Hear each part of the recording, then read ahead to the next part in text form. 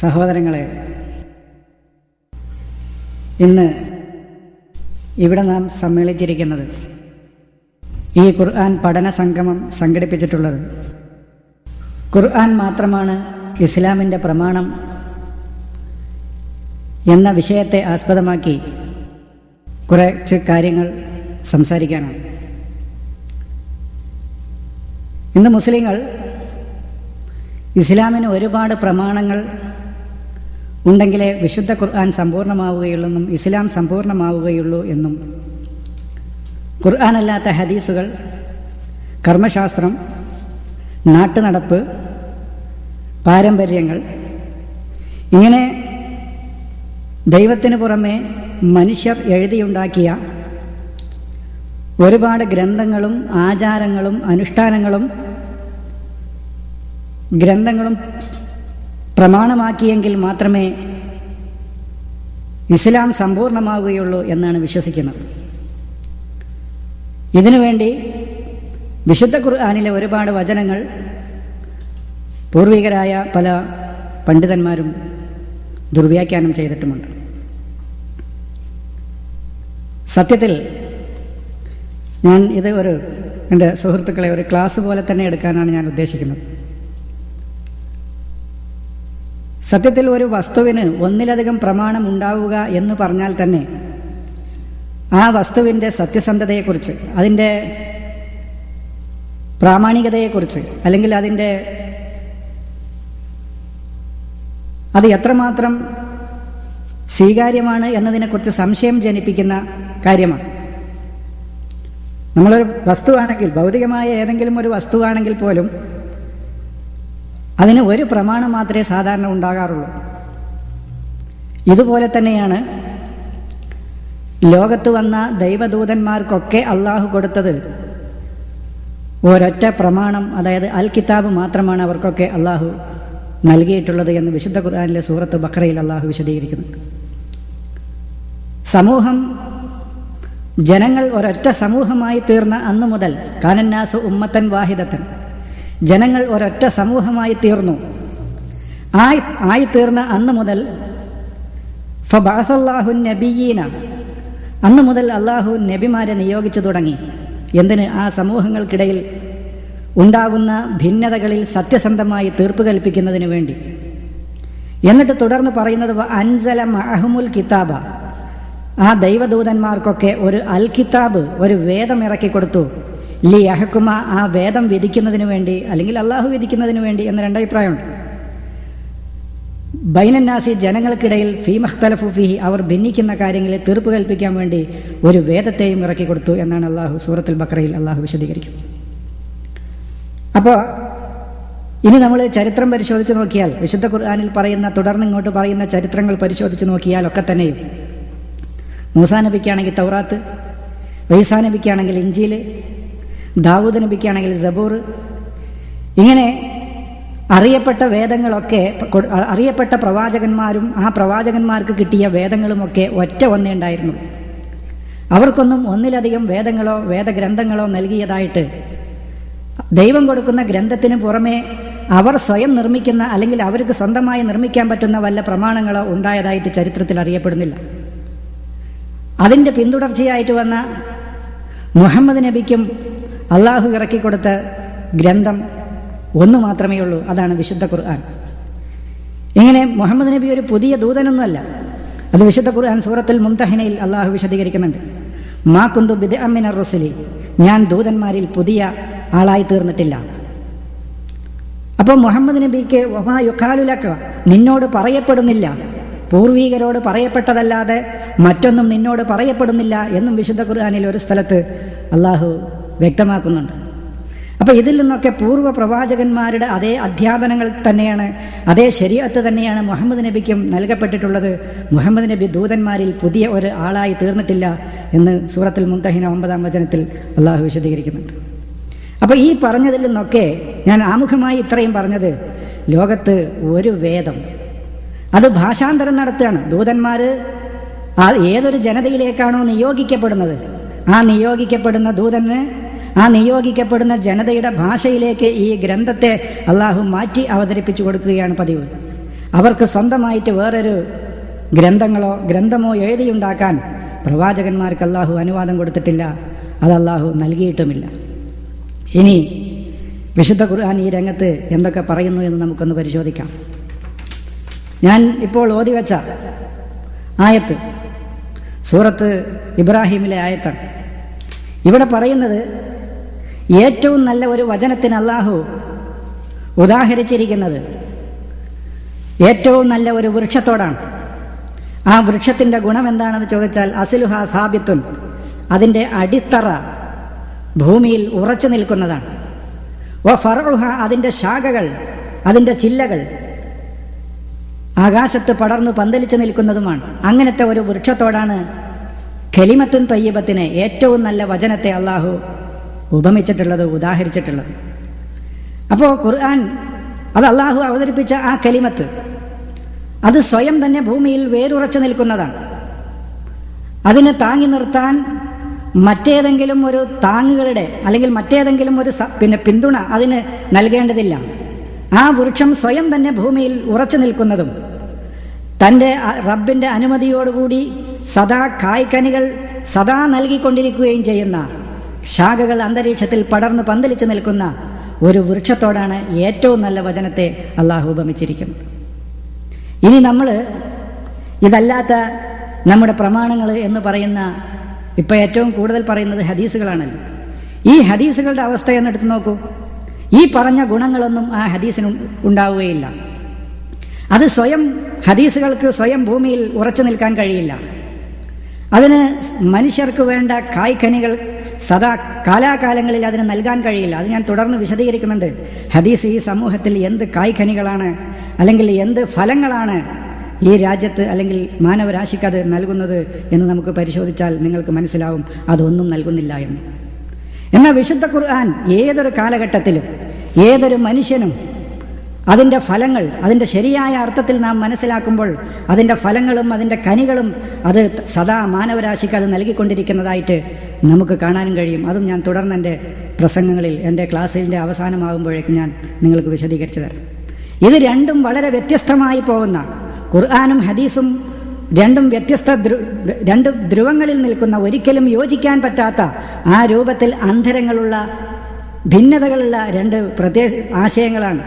ഒന്ന്, വിശുദ്ധ ഖുർആൻ എന്ന് പറഞ്ഞാൽ ഏതെങ്കിലും കാലഘട്ടത്തിൻ്റെയോ അല്ലെങ്കിൽ ഏതെങ്കിലും പ്രത്യേക കാലഘട്ടത്തിന് മാത്രം അല്ലെങ്കിൽ ഏതെങ്കിലും ഒരു പ്രത്യേക ജനസമൂഹത്തിന് മാത്രം പറ്റിയ അല്ലെങ്കിൽ അവർക്ക് മാത്രം അനുയോജ്യമായ വിധികളടങ്ങുന്ന ഒരു ഗ്രന്ഥമല്ല. ഏത് കാലഘട്ടത്തിലും ഏത് ജനവിഭാഗത്തിനും ഇതിൻ്റെ ഖനികളും ഫലങ്ങളും നൽകിക്കൊണ്ടിരിക്കുന്ന, ഒരാളുടെയും സപ്പോർട്ടോ പിന്തുണയോ ഇല്ലാതെ സ്വയം നിലനിൽക്കാൻ കഴിയുന്ന ഒരു ഗ്രന്ഥമാണ് വിശുദ്ധ ഖുർആൻ. എന്നാൽ ഹദീസാകട്ടെ കാലാകാലങ്ങളിൽ അത് വിമർശിക്കപ്പെടുകയും അതിലെ ആശയങ്ങളെ ചോദ്യം ചെയ്യപ്പെടുകയും അതിന് നിലനിൽക്കണമെങ്കിൽ മറ്റേതെങ്കിലും ഒരു വസ്തുവിൻ്റെ, മറ്റേതെങ്കിലും ആളുകളുടെ ഒരു പിന്തുണ അതിന് ആവശ്യമായിട്ടുണ്ട് എന്നതാണ് നമുക്ക് മനസ്സിലാക്കാൻ കഴിയുന്നത്. അത് ഹദീസ് ഗ്രന്ഥങ്ങളിൽ നിന്ന് നമുക്ക് മനസ്സിലാക്കാൻ കഴിയും. ഹദീസ് പഠിച്ച ആളുകളോട് നിങ്ങൾ ചോദിച്ചാൽ, എൻ്റെ സുഹൃത്തുക്കൾ ചോദിച്ചാൽ നിങ്ങൾക്ക് പറഞ്ഞു തരും. ഒരു ഹദീസിന് സനദ് എന്ന് പറഞ്ഞിട്ടൊന്നുണ്ട്. ഈ സനദ് എന്ന് പറയുന്നത് തന്നെ അതിനെ താങ്ങി നിർത്തുന്നതാണ്. അതിന് സ്വയം നിൽക്കാൻ കഴിയില്ല ആ വചനത്തിന്. അത് ആര് പറഞ്ഞു, ആരോട് പറഞ്ഞു, പറഞ്ഞ ആളുകൾ എത്രയുണ്ട്, അവരുടെ സത്യസന്ധത എത്രയുണ്ട്, ഇതൊക്കെ തെളിയിക്കാൻ പറ്റുന്ന സനദ് എന്ന് പറയുന്ന ഒന്നുണ്ട്. ഈ സനദ് അതിന് താങ്ങായിട്ട് കൊടുത്തെങ്കിൽ മാത്രമേ ആ വചനത്തിന് നിലനിൽക്കാൻ കഴിയുള്ളൂ എന്നുള്ളതാണ് അതിൻ്റെ ഒരു ബാലിശത. എന്നാൽ വിശുദ്ധ ഖുർആനിൽ ഇത് ആര് പറഞ്ഞു എന്നില്ല, ഇത് ആരാണ് റിപ്പോർട്ട് ചെയ്തത് എന്ന് വേണ്ട. വിശുദ്ധ ഖുർആനിനെ നിലനിൽക്കാൻ അത് സ്വയം തന്നെ നിലനിൽക്കുന്നതും ആരുടെയും പിന്തുണയോ സപ്പോർട്ടോ ഇല്ലാതെ തന്നെ സ്വയം നിലനിൽക്കുന്നതാണ് വിശുദ്ധ ഖുർആൻ. എന്നാൽ ഹദീസിന് ആളുകളുടെ പിന്തുണ വേണം. അത് സനദ് എന്ന പേരിലാണ് അത് ഹദീസ് ഗ്രന്ഥങ്ങളിൽ അതിനെ അറിയപ്പെടുന്നത്. അത് താങ്ങ് എന്നുള്ള അർത്ഥത്തിൽ. ആ താങ്ങുകൾക്ക് തന്നെ പല പേരുകളുണ്ട്. ഇത് ആരിൽ നിന്ന് കേട്ട് പരമ്പരയായിട്ട് ആ പരമ്പരകളിൽ ആരൊക്കെ സത്യസന്ധന്മാരുണ്ട്, ആരൊക്കെ കളവ് പറയുന്നവരുണ്ട്, അതിൽ നുണ പറഞ്ഞിരുന്ന ആളുകൾ ആരൊക്കെയുണ്ട് എന്നൊക്കെ അന്വേഷിച്ചിട്ട് വേണം ഹദീസ് വിശ്വസിക്കാൻ. അതിൻ്റെ ബലത്തിനനുസരിച്ച് ഓരോരോ പേരുകൾ ഇവർ മാറ്റി പറഞ്ഞിട്ടുമുണ്ട്. മർഫു ആയ, അതുപോലെ തന്നെ മുങ്കത്തി എന്ന് പറഞ്ഞാൽ തന്നെ മുറിഞ്ഞ സനദ് എന്നാണ്. മുറിഞ്ഞ ഒരു സനദിന് ഒന്നിനെ താങ്ങി നിർത്താൻ കഴിയില്ല. മുഅല്ലല്, മുദല്ലസ്, മുർസല് ഒന്നും ഭൂമിയിൽ ഉറച്ചു നിൽക്കുന്ന പേര് പോലും, ആ സനദുകൾക്കിട്ട പേര് പോലും ഭൂമിയിൽ ഉറച്ചു നിൽക്കുന്ന ക്കാൻ പറ്റിയ ഒരു പേര് പോലുമില്ല. മുർസൽ എന്ന് പറഞ്ഞാൽ അങ്ങോട്ട് അയക്കപ്പെട്ടത്, മർഫു എന്ന് പറഞ്ഞാൽ മുകളിലേക്ക് ഉയർത്തപ്പെട്ടത്, മുങ്കത്തെ എന്ന് പറഞ്ഞാൽ മുറിഞ്ഞത്. ഇങ്ങനെ ഓരോരോ സനദുകൾ എന്ന പേരിൽ അറിയപ്പെടുന്ന ഈ സനദ് കൊണ്ട് താങ്ങി നിർത്തിയെങ്കിൽ മാത്രമേ ഈ ഹദീസുകൾക്ക് നിലനിൽപ്പുള്ളൂ. അപ്പോൾ വിശുദ്ധ ഖുർആൻ ആണ് ഇതൊന്നുമില്ലാതെ, അതിൽ സമ്പൂർണമായ സത്യമാണ് വിശുദ്ധ ഖുർആൻ. ഹദീസുകളിലോ നമ്മുടെ പണ്ഡിതന്മാരിനെ സംബന്ധിക്കുന്നുണ്ട്, ഹദീസുകളിൽ കളവുണ്ട്, സത്യവും അർദ്ധസത്യവും അസത്യങ്ങളും ഉൾക്കൊള്ളുന്ന ഗ്രന്ഥമാണ് ഹദീസ് ഗ്രന്ഥങ്ങൾ എന്ന് നമ്മുടെ പുരോഹിത വർഗം അല്ലെങ്കിൽ നമ്മുടെ പൂർവികരായ പണ്ഡിതന്മാർ തന്നെ എഴുതി വെച്ചിട്ടുണ്ട്. എന്നാൽ സമ്പൂർണമായ സത്യം, സിറാത്തുൽ മുസ്തഖീം എന്ന് വിശേഷിപ്പിക്കാൻ പറ്റിയ ഒരു ഗ്രന്ഥം അത് വിശുദ്ധ ഖുർആനാണ്. ഇരുട്ടിൽ തപ്പിത്തടയുന്ന മനുഷ്യർക്ക് വേണ്ട വെളിച്ചം എന്നുള്ള അർത്ഥത്തിൽ നൂർ എന്ന വിശേഷണം നൽകാൻ പറ്റിയ ഗ്രന്ഥം അത് വിശുദ്ധ ഖുർആനാണ്. അവ്യക്തമായ കാര്യങ്ങൾ മനുഷ്യർക്ക് വ്യക്തമാക്കി കൊടുക്കാൻ പറ്റിയ ഗ്രന്ഥം എന്നുള്ള അർത്ഥത്തിൽ വിശുദ്ധ ഖുർആനിനെ തിബിയാൻ എന്ന് വിശുദ്ധ ഖുർആനിനെ വിശദീകരിച്ചിട്ടുണ്ട്. അതുപോലെ തന്നെ ഒരു ബാലൻസ് ആയിട്ട്, ഒരു ശരീരമാണെങ്കിലും അതിനൊരു ബാലൻസ് വേണം. ആ ബാലൻസ് ഒരു സന്തുലിതാവസ്ഥ, ആ സന്തുലിതാവസ്ഥ നിലനിർത്തിക്കൊണ്ടേ ഏതൊന്നിനും നിലനിൽക്കാൻ പറ്റുകയുള്ളൂ. അത് തെറ്റിയാൽ ഒരു ശരീരമാണെങ്കിലും അത് തളർന്നു വീഴുകയോ നശിച്ചു പോവുകയോ ചെയ്യും. അത് നമുക്കറിയാൻ കഴിയും. എന്നതുപോലെ തന്നെ ഒരു ബാലൻസ്ഡ് ആയ ഒരു മീസാൻ എന്നുള്ള അർത്ഥത്തിൽ, ഒരു തുലാസ് എന്നുള്ള അർത്ഥത്തിൽ വിശുദ്ധ ഖുർആനിനെ അള്ളാഹു ഉപയോഗിച്ചിട്ടുണ്ട്. അപ്പോൾ എല്ലാം കറക്റ്റായിട്ട് ഒരു തൂക്കിക്കണക്കാക്കി മാനവരാശിക്ക് വേണ്ട എല്ലാ കാര്യങ്ങളും കറക്റ്റായിട്ട് വളരെ ആവശ്യമായ രൂപത്തിൽ വിശദീകരിച്ച ഗ്രന്ഥം എന്ന അർത്ഥത്തിൽ വിശുദ്ധ ഖുർആനിനെ മീസാൻ എന്ന് അള്ളാഹു പറഞ്ഞിട്ടുണ്ട്. അതുപോലെ തന്നെ അതിൽ യുക്തിഭദ്രമായ കാര്യങ്ങളാണ് വിശദീകരിച്ചിട്ടുള്ളത്. എല്ലാം യുക്തിഭദ്രമായ കാര്യങ്ങൾ. മനുഷ്യന് ഹദീസുകളിലെ പോലെ യുക്തി ചോദിക്കണ്ട എന്നല്ല. ഹദീസുകളുടെ വിഷയം അതാണ്. അത് ഞാൻ പിന്നീട് പറയുന്നുണ്ട്, അതിപ്പോൾ കൂടുതൽ സൂചിപ്പിക്കുന്നില്ല. എന്നാൽ ഒരു കാര്യം പറയാം.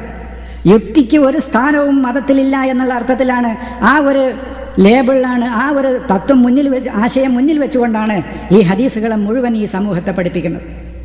ഏതൊരു ഹദീസ് നമ്മുടെ മുമ്പിൽ അവതരിപ്പിക്കപ്പെടുമ്പോഴും അതിലെ യുക്തി നമ്മൾ ചോദിച്ചാൽ അവർ നമ്മുടെ പണ്ഡിതന്മാർ നമുക്ക് പറഞ്ഞു തരിക, നമ്മെ പഠിപ്പിക്കുക, യുക്തി ചോദിക്കരുത് എന്നാണ്. യുക്തി ചോദിക്കാൻ പാടില്ല. കാരണം ഈ യുക്തി ചോദിക്കാൻ പാടില്ല എന്ന ഈ ഒരു ആശയം മുന്നോട്ട് വെച്ചുകൊണ്ടാണ് ഈ ഹദീസുകളെ മുഴുവൻ നമ്മെ ഉൾക്കൊള്ളാനും നാം സ്വീകരിക്കാനും നമ്മെ പ്രേരിപ്പിക്കുന്ന നമ്മുടെ പണ്ഡിതന്മാർ നമ്മെ പ്രേരിപ്പിക്കുന്നത്. ഒരു ഉദാഹരണം ഞാൻ പറയാം. മലമൂത്ര വിസർജനം ചെയ്താൽ വെള്ളം കിട്ടിയിട്ടില്ലെങ്കിൽ ശുദ്ധമായ മണ്ണുകൊണ്ട് മുഖവും കയ്യും തുടക്കണമെന്നാണ് 4:43 സൂറത്തു അന്നിസാ 43-ാം വചനത്തിന്റെ വ്യാഖ്യാനത്തിൽ എഴുതി വെച്ചിട്ടുള്ളത്, അർത്ഥം എഴുതി വെച്ചിട്ടുള്ളത്. 4:43 സൂറത്തു അന്നിസായിലെ 43-ാം വചനത്തിൽ അവർ എഴുതി വെച്ചിട്ടുള്ളത്. ഇന്ന് ഏത് മലയാളത്തിലുള്ള പരിഭാഷ എടുത്തു നോക്കിയാലും അറിയാം. നിങ്ങൾ മലമൂത്ര വിസർജനത്തിന് പോയി വന്നിട്ട് വെള്ളം കിട്ടിയിട്ടില്ലെങ്കിൽ ശുദ്ധമായ മണ്ണുകൊണ്ട് നിങ്ങളുടെ മുഖവും കൈകളും തുടക്കണമെന്ന്. ഇതിലെ യുക്തി എന്താണെന്ന് ചോദിച്ചാൽ ആദിവാസികൾ വരെ ചെയ്യാത്ത കാര്യമാണ്. അവർക്ക് വരെ മനസ്സിലാകാത്ത യുക്തിയാണത്. അവർ വരെ ആ ഭാഗത്ത് ഏതെങ്കിലും ഒരു ഇലയോ മറ്റതോ എന്തെങ്കിലും എടുത്ത് തുടച്ച് വൃത്തിയാക്കുകയാണ് അവർ വരെ ചെയ്യുക. ഇത് ഞാൻ പല പണ്ഡിതന്മാരോടും ചോദിക്കുമ്പോൾ അവർ പറയും, മതത്തിൽ യുക്തി ചോദിക്കേണ്ടതില്ല, അള്ളാഹുവും അവൻ്റെ ദൂതനും എന്താണോ പറഞ്ഞത് അത് അങ്ങനെ തന്നെ അങ്ങോട്ട് വിശ്വസിച്ചാൽ മതി, അതിലെ യുക്തി നമ്മൾ ചോദിക്കേണ്ടതില്ല എന്നാണ്. അപ്പോൾ യുക്തിഭദ്രമല്ലാത്ത ഒരു ആശയമാണ് ഹദീസിൻ്റെത്. ഖുർആനിനെ ഹിക്മത്ത് എന്ന് വിശുദ്ധ ഖുർആൻ പരിചയപ്പെടുത്തിയിട്ടുണ്ട്. അതായത് വളരെ യുക്തിമത്തായ ആശയങ്ങളുള്ള ഒരു ഗ്രന്ഥം എന്നുള്ള നിലയ്ക്ക് വിശുദ്ധ ഖുർആനിനെ അൽ ഹിക്മത്ത് എന്ന് വിശുദ്ധ ഖുർആനിൽ ഉപയോഗിച്ചിട്ടുണ്ട്. ഖുർആനുൽ ഹക്കീം, ഹിക്മത്തുള്ള ഖുർആൻ, യാസീൻ വൽ ഖുർആനിൽ ഹക്കീം, ഹിക്മത്തുള്ള ഖുർആൻ എന്ന് വിശുദ്ധ ഖുർആനെ വിശേഷിപ്പിച്ചിട്ടുണ്ട്. അപ്പോൾ അതാണ് നൂർ എന്ന്, സിറാത്തുൽ മുസ്തഖീം എന്ന്, തിബിയാൻ എന്ന്, മീസാൻ എന്ന്, അത് ഇങ്ങനെ പല പേരുകളിലാണ് വിശുദ്ധ ഖുർആനിനെ ഖുർആൻ പരിചയപ്പെടുത്തുന്നത്. എന്നാൽ ഈ പറഞ്ഞ ഒരു ഗുണവും നൽകാൻ പറ്റിയ ഒന്നല്ല ഖുർആനിന് പുറമെ മനുഷ്യർ നിർമ്മിതമായ ആശയങ്ങൾ അല്ലെങ്കിൽ മനുഷ്യനിർമ്മിതമായ ഗ്രന്ഥങ്ങൾ. അതുകൊണ്ട് അള്ളാഹുവിന് പുറമെ, ദൈവത്തിന് പുറമെ ഒരു ഇലാഹിനെ, ഒരു രക്ഷിതാവിനെ നാം സ്വീകരിക്കാൻ പാടില്ല എന്നതുപോലെ തന്നെ ആ ദൈവത്തിൻ്റെ ഗ്രന്ഥമായ വിശുദ്ധ ഖുർആനിനെ മാത്രമേ നാം പ്രമാണമായി സ്വീകരിക്കാൻ പാടുള്ളൂ എന്നതാണ് ഇവിടെ അടിവരയിട്ട് പറയാനുള്ളൊരു കാര്യം. നമ്മളുടെ ഇലാഹായിട്ട് നമ്മുടെ രക്ഷാധികാരിയായിട്ട് അള്ളാഹുവിനെ മാത്രമേ നാം സ്വീകരിക്കാൻ പാടുള്ളൂ. ഇത് ഭൂരിപക്ഷം ആളുകളും വാക്കുകൊണ്ടെങ്കിലും സമ്മതിക്കുന്നുണ്ട്, അള്ളാഹുവിനെ മാത്രമേ ഇലാഹാക്കാൻ പറ്റൂ എന്ന്. പക്ഷേ വാക്കുകൊണ്ട് അത് അങ്ങനെ സമ്മതിച്ചാലും അതിന് വിരുദ്ധമായി പ്രവർത്തിക്കുന്ന ഒരുപാട് സംഘടനകളും ആളുകളും ഇന്ന് മുസ്ലിം സമൂഹത്തിലുണ്ട്. അതവിടെ ഇരിക്കട്ടെ. പക്ഷെ വാക്കുകൊണ്ടെങ്കിലും സമ്മതിക്കാത്ത ഒരു കാര്യമാണ് ദൈവത്തിൻ്റെ വേദമായ വിശുദ്ധ ഖുർആൻ മാത്രം മതിയാകില്ല നമുക്ക് പ്രമാണമായിട്ട്. പിന്നെ എന്തുകൂടി വേണം? മനുഷ്യനിർമ്മിതമായ ആശയങ്ങൾ, മനുഷ്യനിർമ്മിതമായ ഗ്രന്ഥങ്ങൾ കൂടി നമുക്ക് ഉണ്ടെങ്കിലേ നമ്മുടെ മതം പൂർണ്ണമാവുകയുള്ളൂ, ഇസ്ലാം സമ്പൂർണ്ണമാവുകയുള്ളൂ, ഒരു മുസ്ലിമായി ജീവിക്കാൻ കഴിയുകയുള്ളൂ എന്നാണ് ഇന്ന് പഠിപ്പിക്കപ്പെടുന്നത്. അള്ളാഹു പറയുന്ന ഒരായത്ത് ഞാൻ വിശദീകരിച്ചുകൊണ്ട് വിഷയത്തിലേക്ക് കടക്കാം. വത്ലു മാ ഊഹിയ ഇലൈക മിൻ കിതാബി റബ്ബിക, നിന്റെ രക്ഷിതാവിൻ്റെ വേദത്തിൽ നിന്ന് നിനക്ക് വഹിയായിട്ട് നൽകിയത്. വഹി എന്ന് പറഞ്ഞാൽ ദൈവത്തിൻ്റെ സന്ദേശം ദൂതന്മാരിലേക്ക് എത്തിക്കാനുള്ള ഒരു മാർഗമാണ് വഹി എന്ന് പറയുന്നത്. അറബിയിൽ വഹി എന്ന് പറഞ്ഞാൽ അതാണ്. അപ്പോൾ വത്ലു മാ ഊഹിയ ഇലൈക, നിന്നിലേക്ക് വഹി നൽകപ്പെട്ട നീ കിതാബി റബ്ബിക, നിന്റെ രക്ഷിതാവിൻ്റെ വേദത്തിൽ നിന്നുള്ളത് നീ അവർക്ക് വായിച്ച് കേൾപ്പിക്കുക. എന്നിട്ട് പറയണം ലാ മുബദ്ദില, അതിനെ ഭേദഗതി ചെയ്യുന്നവനില്ല, ലി കലിമാത്തിഹി, അവൻ്റെ വചനങ്ങളെ. വലൻ തജിദ മിൻ ദൂനിഹി, ആ അള്ളാഹുവിന് പുറമെ നീ കണ്ടെത്തുകയുമില്ല മുൽത്തഹദ, ഒരു അവലംബവും നിനക്ക് കണ്ടെത്താനും കഴിയില്ല. വേറൊരു ഇതിൻ്റെ മുമ്പ് ഒരു വചനം, ഇതിൻ്റെ തൊട്ട് മുമ്പുള്ള വചനം, മാ ലഹും മിൻ ദൂനിഹി മിൻ വലിയ്യിൻ വലാ യുശ്രികു ഫീ ഹുക്മിഹി അഹദ. മാ ലഹും മിൻ വലിയ്യിൻ, ആ ജനങ്ങൾക്ക് ഒരു മിൻ ദൂനിഹി, ദൈവത്തെ കൂടാതെ ഇല്ല, മിൻ വലിയ്യിൻ, ഒരു രക്ഷാധികാരിയില്ല, വലാ യുശ്രികു ഫീ ഹുക്മിഹി അഹദ, അവൻ്റെ വിധിയിൽ അവൻ ആരെയും പങ്കു ചേർക്കുകയില്ല. അപ്പോൾ അള്ളാഹുവിൽ മാത്രമല്ല, ദൈവികമായ വിധിയിൽ വരെ മറ്റൊരാളെ പങ്കു ചേർക്കാൻ പാടില്ല. ഇപ്പം സാധാരണ നമ്മൾ സമൂഹത്തിൽ പഠിപ്പിക്കപ്പെടുന്നത് ദൈവത്തോട് പ്രാർത്ഥിക്കുന്ന രംഗത്ത് മാത്രം മറ്റൊരാളെ പങ്കു ചേർക്കാൻ പാടില്ല എന്നുള്ള ഈ രംഗത്തുള്ള ശിർക്ക് മാത്രമേ ഇന്ന് സമൂഹത്തിൽ പഠിപ്പിക്കപ്പെടുന്നുള്ളൂ. അതിനേക്കാൾ വലിയ ശിർക്ക്, അത് ഒരു ശിർക്ക് തന്നെയാണ്, അല്ല എന്ന് നമ്മൾ പറയുന്നില്ല.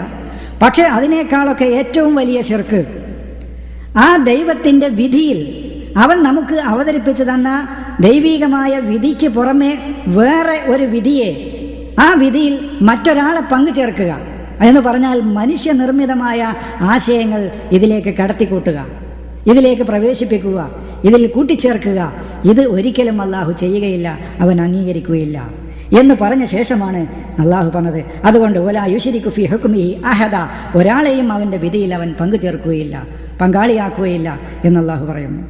അൽ കഹ്ഫ് 26-ാമത്തെ വചനം. എന്നിട്ടാണ് 27-ാമത്തെ വചനത്തിൽ അള്ളാഹു പറയുന്നത് വത്ലു മാ ഊഹിയ ഇലൈക, നിനക്ക് ഞാൻ വഹിയായിട്ട് നൽകിയതെന്തോ അതെന്താണ്? മീ കിതാബി റബ്ബിക, നിന്റെ രക്ഷിതാവിൻ്റെ വേദത്തിൽ നിന്നും നിനക്ക് ഞാൻ വഹിയായി നൽകപ്പെട്ടത് നീ വായിച്ച് കേൾപ്പിക്കുക.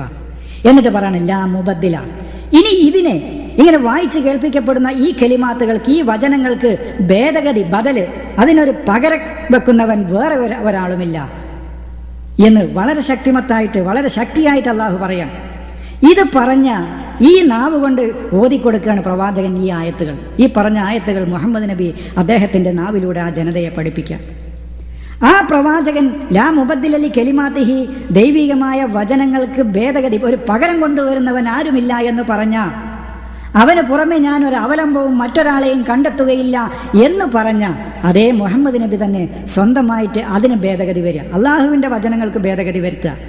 അള്ളാഹുവിൻ്റെ വചനം ഒന്ന് പറയാം, അതിന് ഭേദഗതി മുഹമ്മദ് നബി പറയാം, അതിന് വിരുദ്ധമായിട്ട് മുഹമ്മദ് നബി പറയാം. ഇങ്ങനെ മുഹമ്മദ് നബിയുടെ പേരിൽ എഴുതിയുണ്ടാക്കപ്പെട്ട ലക്ഷക്കണക്കിന് ഹദീസുകളാണ് ലോകത്ത് നിർമ്മിച്ചിട്ടുള്ളത്, ലക്ഷക്കണക്കിന് ഹദീസുകൾ. പക്ഷെ നമ്മുടെ കയ്യിൽ കിട്ടിയത് വളരെ കുറച്ച് മാത്രമേ ഉള്ളൂ. ലക്ഷക്കണക്കിന് മുഹമ്മദ് നബിയുടെ പേരിൽ ലക്ഷക്കണക്കിന് ഹദീസുകൾ ശേഖരിച്ചിട്ട് ഇമാം ബുഖാരിയിൽ 6 ലക്ഷം ഹദീസുകൾ അയാൾ മനഃപ്പാടമാക്കി എന്നാണ് പറയുന്നത്. അതിലെ രസകരമായ കാര്യങ്ങളൊക്കെ വേറുണ്ട്, അത് തുടർന്ന് പറയാം. അദ്ദേഹത്തിൻ്റെ ഹദീസ് ക്രോഡീകരിക്കാൻ അദ്ദേഹം ചെയ്ത പ്രവർത്തനങ്ങളും അതിനുവേണ്ടി അദ്ദേഹം പരിശ്രമിച്ച കാര്യങ്ങളൊക്കെ അദ്ദേഹം വിശദീകരിക്കുന്ന അദ്ദേഹത്തിൻ്റെ ഗ്രന്ഥങ്ങളിൽ അദ്ദേഹം വിശദീകരിക്കുന്നു. ഒരു ഹദീസൊക്കെ തേടിയിട്ട് ദിവസങ്ങൾ, ആഴ്ചകൾ, മാസങ്ങൾ അദ്ദേഹം സഞ്ചരിക്കാറുണ്ടായിരുന്നു എന്നാണ് പറയുന്നത്. ഞാൻ ചോദിച്ചു, ഒരു നമസ്കാരത്തിൻ്റെ രൂപം, അല്ലെങ്കിൽ ഇസ്ലാമിൽ ഏതെങ്കിലും ഒരു പ്രാർത്ഥനാ രൂപം, അല്ലെങ്കിൽ വേറെ ഏതെങ്കിലും ഒരു കാര്യം മുഹമ്മദ് നബിയുടേതാണെന്ന് ഇവർ പറയുന്നത് പോലെയാണെങ്കിൽ കിട്ടണമെങ്കിൽ, ഇപ്പോൾ ഒരു നമസ്കാര രൂപത്തിനാണെങ്കിൽ ഒരു പള്ളിയിൽ കയറിയിരുന്ന് ഒന്നോ രണ്ടോ വക്കത്തിന് അവരുടെ കൂടെ ഇരുന്നാൽ തന്നെ നമസ്കാരത്തിൽ ചൊല്ലേണ്ട പ്രാർത്ഥനകളും ആ നമസ്കാരത്തിലെ രൂപവും അതിനുശേഷം ചെയ്യേണ്ട കാര്യങ്ങളും അതിന് മുമ്പ് ചെയ്യേണ്ട കാര്യങ്ങളും ഒക്കെ കിട്ടും. അതിന് മാസങ്ങളോ മണിക്കൂറുകളോ ദിവസങ്ങളോ ആഴ്ചകളോ കൊല്ലങ്ങളോ ഒന്നും സഞ്ചരിക്കേണ്ട ആവശ്യമില്ല. ഇത് നമ്മൾ പറയുമ്പോൾ നമ്മൾ ഉടനെ ഇവർ പറയും, ഞാൻ വിഷയത്തിൻ്റെ ആമുഖം ആയിട്ടുള്ള ഞാൻ സഹോദരങ്ങളെ നിങ്ങളെന്നെ ഏൽപ്പിച്ച ഈ വിഷയത്തിലേക്ക് ഞാൻ കടന്നു വരുന്നുണ്ട്. ഇവർ പറയുന്നത് ബുഖാരി 6 ലക്ഷം ഹദീസുകൾ മനഃപ്പാടമാക്കിയെന്നാണ്. ഒരു ചെറിയ ചരിത്രം ഒരു അല്പം പറഞ്ഞിട്ട് ഖുർആനിലേക്ക് വരാം. ഇത് ഹദീസുകളോ മറ്റു കാര്യങ്ങളോ ഒന്നും നമ്മുടെ വിഷയമല്ല. എന്നാലും ജനങ്ങൾക്ക് ഈ കാര്യങ്ങളൊന്നും അറിയില്ല എന്നുള്ളത് കൊണ്ട് കുറച്ച് കാര്യങ്ങൾ ജനങ്ങളെ മനസ്സിലാക്കാൻ വേണ്ടി ആ ഭാഗത്ത് വിശദീകരിക്കാം. 6 ലക്ഷം ഹദീസുകൾ പഠിച്ച ബുഖാരി, മനഃപ്പാടമാക്കിയ ബുഖാരി അല്ലെങ്കിൽ എഴുതി വെച്ച ബുഖാരി, ഇന്ന് നിങ്ങൾ ബുഖാരി എടുത്ത് നോക്കിയാൽ ആവർത്തനങ്ങളോട് കൂടിയാൽ 7000-ഓളം ഉണ്ടാവും. ആവർത്തനങ്ങൾ ഒഴിവാക്കിയാൽ ഒരു 3000 ഉണ്ടാവും. ഒരു 3000-ഓളം അല്ലെങ്കിൽ അല്പം മേലോട്ട് താഴോട്ട് വരും, കറക്റ്റല്ല. ആവർത്തനങ്ങളോടുകൂടി 7000-ഓളം അതന്നെ കൂട്ടുക. അപ്പോൾ 5,93,000 ഹദീസുകൾ ബുഖാരി തന്നെ തള്ളി. ഇപ്പോൾ ഹദീസിനെ നമ്മൾ സ്വീകരിക്കാൻ പാടില്ല എന്ന് പറയുമ്പോൾ നമ്മൾ ഹദീസ് നിഷേധികൾ എന്ന് പറയാറുണ്ട്. ഞാൻ പറയല്ലേ, ഹദീസ് നിഷേധിച്ചിരിക്കുന്നത് ആദ്യം അള്ളയും അള്ളാൻ്റെ റസൂലാണ്. അതിനുശേഷം ഹദീസ് എന്താണ് എന്ന് വിശദീകരിക്കുന്ന ആ ഭാഗം എത്തുമ്പോൾ ഞാൻ നിങ്ങൾക്ക് വിശദീകരിച്ചു തരാം. ഇപ്പോൾ ഒരു തുടക്കം എന്നുള്ള നിലയ്ക്ക് ആ ഒരു പോയിന്റ് ഞാൻ ഒരു കാര്യം നിങ്ങളുടെ മുമ്പിൽ അവതരിപ്പിച്ചു എന്നേ ഉള്ളൂ. അപ്പോൾ ഹദീസ് ഇന്ന് പറയുന്ന ബുഖാരി പോലെയുള്ള ഹദീസ് എന്ന വേർഡ് തന്നെ വാക്കെന്നെ ഖുർആനെ കുറിച്ചാണ് ഖുർആൻ പറഞ്ഞിട്ടുള്ളത്. ഇനി പോട്ടെ, ഇന്ന് നമ്മൾ വിശ്വസിക്കുന്ന അല്ലെങ്കിൽ മനസ്സിലാക്കിയ ഈ ഹദീസ് എന്നുള്ള അർത്ഥത്തിൽ ആണെങ്കിൽ ആ ഹദീസിനെ നിഷേധിച്ച ആള് അള്ളയാണ്, പിന്നെ മുഹമ്മദ് നബിയാണ്. ഇനി അവരെ രണ്ടാളെയും മാറ്റി നിർത്തിയാൽ തന്നെ ലോകത്തിലെ ഏറ്റവും വലിയ ഹദീസ് നിഷേധി ബുഖാരിയാണ്. അതെന്താ പറയാൻ കാരണം, ഞാൻ പറഞ്ഞല്ലോ 6 ലക്ഷം ഹദീസുകൾ അദ്ദേഹം എഴുതി വെച്ചിട്ട് ഇന്ന് നമ്മുടെ കയ്യിലുള്ളത് ആവർത്തനങ്ങളോട് കൂടി 7000 ആണെങ്കിൽ 5,93,000 ഹദീസുകൾ അദ്ദേഹം തന്നെ തള്ളിക്കളഞ്ഞിട്ടുണ്ടെങ്കിൽ ഈ 7000 ആവർത്തനങ്ങളോട് കൂടിയ ഈ 7000 ഹദീസുകൾ തള്ളുന്ന നമ്മളാണോ? 5,93,000 ഹദീസുകൾ ഇന്ന് കിട്ടാനില്ല, പക്ഷെ അയാൾക്ക് കിട്ടിയിരുന്നു എന്ന് അദ്ദേഹത്തിൻ്റെ ഗ്രന്ഥങ്ങളിൽ അദ്ദേഹം എഴുതി വെച്ചിട്ടുണ്ട്. അതിൻ്റെയൊക്കെ പ്രത്യേകതകളൊക്കെ അദ്ദേഹം പറയുന്നുണ്ട്. ഒരു ഹദീസ് കിട്ടിയാൽ അദ്ദേഹം കുളിച്ച് 2 റക്അത്ത് നമസ്കരിച്ച് അതിനുശേഷം അത്ര ആ ഹദീസ് എഴുതി വെക്കും. അത് തന്നെ കളവാണ്, അതൊന്നും വിശ്വാസയോഗ്യതല്ല, അതൊന്നും യുക്തിക്ക് യോജിക്കുന്ന വാദങ്ങളേ അല്ല. പല പ്രത്യേകതകളും പല മഹത്വങ്ങളും അയാൾ പറഞ്ഞ് ആളുകൾക്ക് വിശ്വസിക്കാൻ പറ്റാത്ത മഹത്വങ്ങൾ വരെ പറഞ്ഞുപോയി. അതെന്താണ്, ഒരു ഹദീസ് എനിക്ക് കിട്ടിയാൽ ഞാൻ വന്ന് കുളിച്ച്, അപ്പോൾ എത്ര 6 ലക്ഷം ഹദീസുകൾക്ക് 6 ലക്ഷം കുളി, എന്നിട്ട് 2 റക്അത്ത് നമസ്കരിച്ച് 12 ലക്ഷം റക്അത്ത് നമസ്കാരം. ഞാൻ ചോദിച്ചു, ആ നിസ്കാരത്തിന് എന്ത് നിയ്യത്താ വെക്കുക? അപ്പോൾ അതൊക്കെ പോട്ടെ. അപ്പോൾ ഇങ്ങനെ ഹദീസിനെ ഈ സ്വീകരിക്കാൻ പാടില്ല എന്ന് പറയുന്ന നമ്മളെ എനിക്ക് എന്നെ സംബന്ധിച്ച് ഞാൻ പറയുകയാണെങ്കിൽ ഹദീസ് വിശ്വസിക്കുന്ന ആളാണെന്ന് പറയുന്നതാണ് മടി. അത്രമാത്രം വൈകൃതങ്ങൾ, അത്രമാത്രം വൈകല്യങ്ങൾ, ബാലിശമായ കാര്യങ്ങൾ, പ്രവാചകനെയും ഇസ്ലാമിനെയും ദൈവത്തെയും നിന്ദിക്കുന്ന കാര്യങ്ങളാണ്. അത്രമാത്രം ഉൾക്കൊള്ളുന്ന ഒരു ഗ്രന്ഥമാണ് ബുഖാരി പോലെയുള്ള ഹദീസ് ഗ്രന്ഥങ്ങൾ എന്നാണ് എനിക്ക് എൻ്റെ സഹോദരങ്ങളോട് സൂചിപ്പിക്കാനുള്ളത്. അതുകൊണ്ട് തന്നെ ആ ഹദീസുകൾ വിശ്വസിക്കുന്ന ആളാണെന്ന് പറയാനാണ് എന്നെ സംബന്ധിച്ച് ഏറ്റവും കൂടുതൽ മടിയുള്ള, മാനക്കേടുള്ള, അപമാനം തോന്നുന്ന കാര്യം. അതുകൊണ്ട് തന്നെ ഹദീസ് നിഷേധി എന്ന് പറയുന്നത് ഞാൻ എൻ്റെ ഒരു യോഗ്യതയായിട്ട് സ്വീകരിക്കാം. പക്ഷെ ഞാനിവിടെ അവതരിപ്പിച്ചത് എന്താണ്, അങ്ങനെ നിങ്ങൾ ഹദീസിനെ നിഷേധിക്കുന്നവൻ എന്ന് പറയുകയാണെങ്കിൽ ബുഖാരിയെയാണ് ആദ്യമായിട്ട് പറയേണ്ടത് എന്നാണ് ഞാൻ സൂചിപ്പിച്ചത്. അപ്പോൾ കാരണം 5,93,000 ഹദീസുകൾ അദ്ദേഹം തന്നെ തള്ളിക്കളഞ്ഞു. അപ്പോൾ ഇങ്ങനെ എഴുതിയുണ്ടാക്കിയ, അത് പ്രവാചകന്റെ മരണത്തിന് ശേഷം ഇതൊക്കെ അറിയില്ല, പല സാധാരണക്കാർക്കും അറിയില്ല. അതുകൊണ്ടാണ് ഈ വിഷയം എൻ്റെ കേൾവിക്കാരായ നിങ്ങൾക്കിത് കേട്ട് പരിചയമുള്ള കാര്യമാണെങ്കിലും വീണ്ടും വീണ്ടും ഞാൻ പറയാനുള്ള കാരണം, പല സാധാരണക്കാരുടെയും വിചാരം ഇതൊക്കെ റസൂലിനെ ശേഖരിച്ച് എഴുതി വെച്ചതാണെന്നുള്ള പല ആളുകളുടെയും ധാരണ. അല്ല, പ്രവാചകൻ മരിച്ച് 200 ചില്ലാനും വർഷം കഴിഞ്ഞിട്ടാണ് ഈ പറയുന്ന ഹദീസ് പണ്ഡിതന്മാരൊക്കെ ജനിക്കുന്നത് തന്നെ. 205 ശേഷമാണ് എല്ലാവരും ജനിക്കുന്നത്. 306 താഴെയാണ് എല്ലാവരും മരിക്കുന്നത്. കൃത്യമായി 205 മുതൽ ഒരു 10-15 വർഷത്തിൻ്റെ ഇടയിൽ ഈ പറയുന്ന പണ്ഡിതന്മാരെല്ലാവരും ജനിക്കുകയും ഒരു 306 ഉള്ളിൽ ഇവരൊക്കെ മരിക്കുക. അതായത് ചുരുക്കി പറഞ്ഞാൽ 3-ാം നൂറ്റാണ്ടിലാണ് ഈ ഹദീസ് നിർമ്മാണം നടക്കുന്നത് എന്നാണ്. ദൈവത്തിൻ്റെ ഒരു പ്രമാണം അത് പ്രവാചകൻ പറഞ്ഞതാണ് എന്ന് ഉറപ്പില്ല എന്ന് വന്നാൽ തന്നെ, അതിൽ അസത്യങ്ങൾ ഉൾക്കൊള്ളുന്നവയാണ് എന്ന് വന്നാൽ തന്നെ അതിൻ്റെ വിശ്വാസ്യത എത്രമാത്രമുണ്ട് എന്ന് എൻ്റെ സഹോദരങ്ങൾ ഒന്ന് മനസ്സിലാക്കണം. സാധാരണ അവർ പറയേണ്ടത് അസത്യങ്ങളും അർദ്ധസത്യങ്ങളും ഉൾക്കൊള്ളുന്ന ഗ്രന്ഥമാണ് ഹദീസ്. ഇതെല്ലാവരും സമ്മതിക്കുന്നുണ്ട്. അതിൽ അസത്യങ്ങളുണ്ട്, അർദ്ധസത്യങ്ങളുണ്ട്, കുറച്ചൊക്കെ സത്യങ്ങളുണ്ട്. ഇങ്ങനെ എല്ലാം മിക്സഡായ, എല്ലാം കൂടിക്കലർന്ന ഒരു ഗ്രന്ഥത്തെ പ്രമാണമാക്കുക എന്നത് തന്നെ ശരിയല്ല. അങ്ങനത്തെ ഒരു ഗ്രന്ഥം തന്നെ ആ രൂപത്തിൽ ഒരു പ്രമാണം തന്നെ അള്ളാഹു കൊടുത്തയക്കൂല.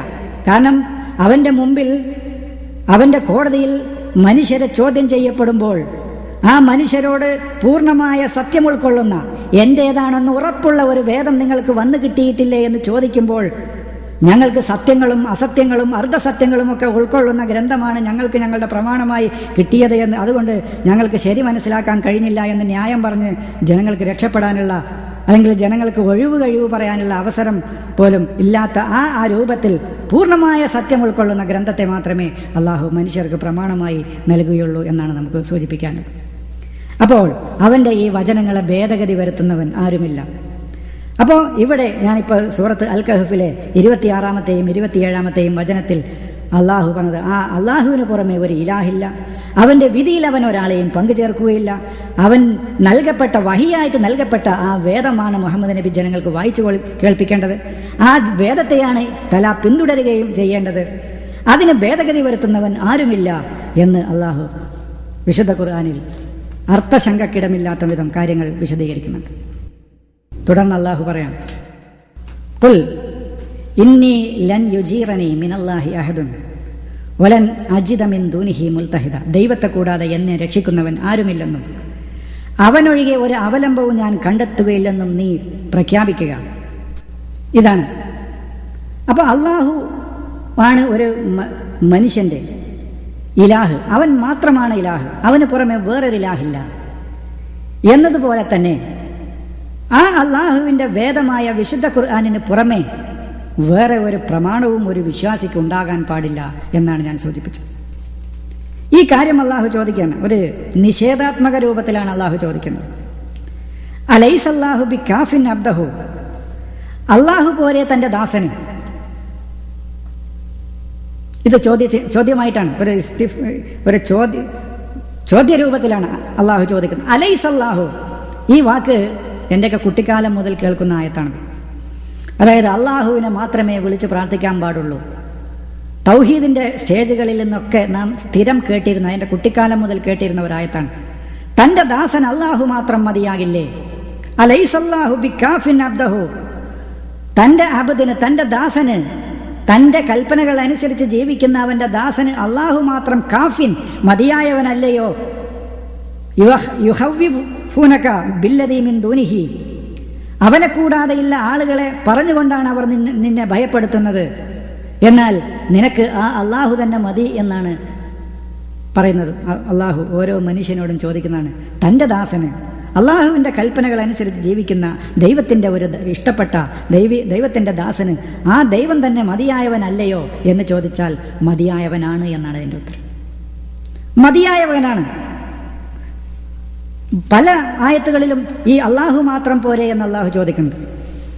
യാ അയ്യുഹന്നാസു ഉദ്കുറൂ നിഅമത്തല്ലാഹി അലൈക്കും, അൽ ഫാത്തിർ, സൂറത്തു അൽ ഫാത്തിർ 3-ാം വചനത്തിൽ പറയാം, ഏ മനുഷ്യരെ, ഉദ്കുറൂ നിഅമത്തല്ലാഹി അലൈക്കും, നിങ്ങൾക്ക് ദൈവം തന്ന അനുഗ്രഹത്തെ നിങ്ങൾ ഒന്ന് ഓർക്കണം.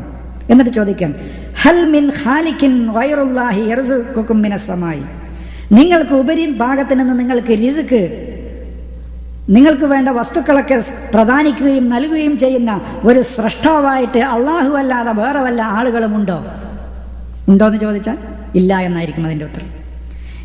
ലാ ഇലാഹ ഇല്ലാഹുവ, അവനല്ലാതെ വേറൊരാളില്ല.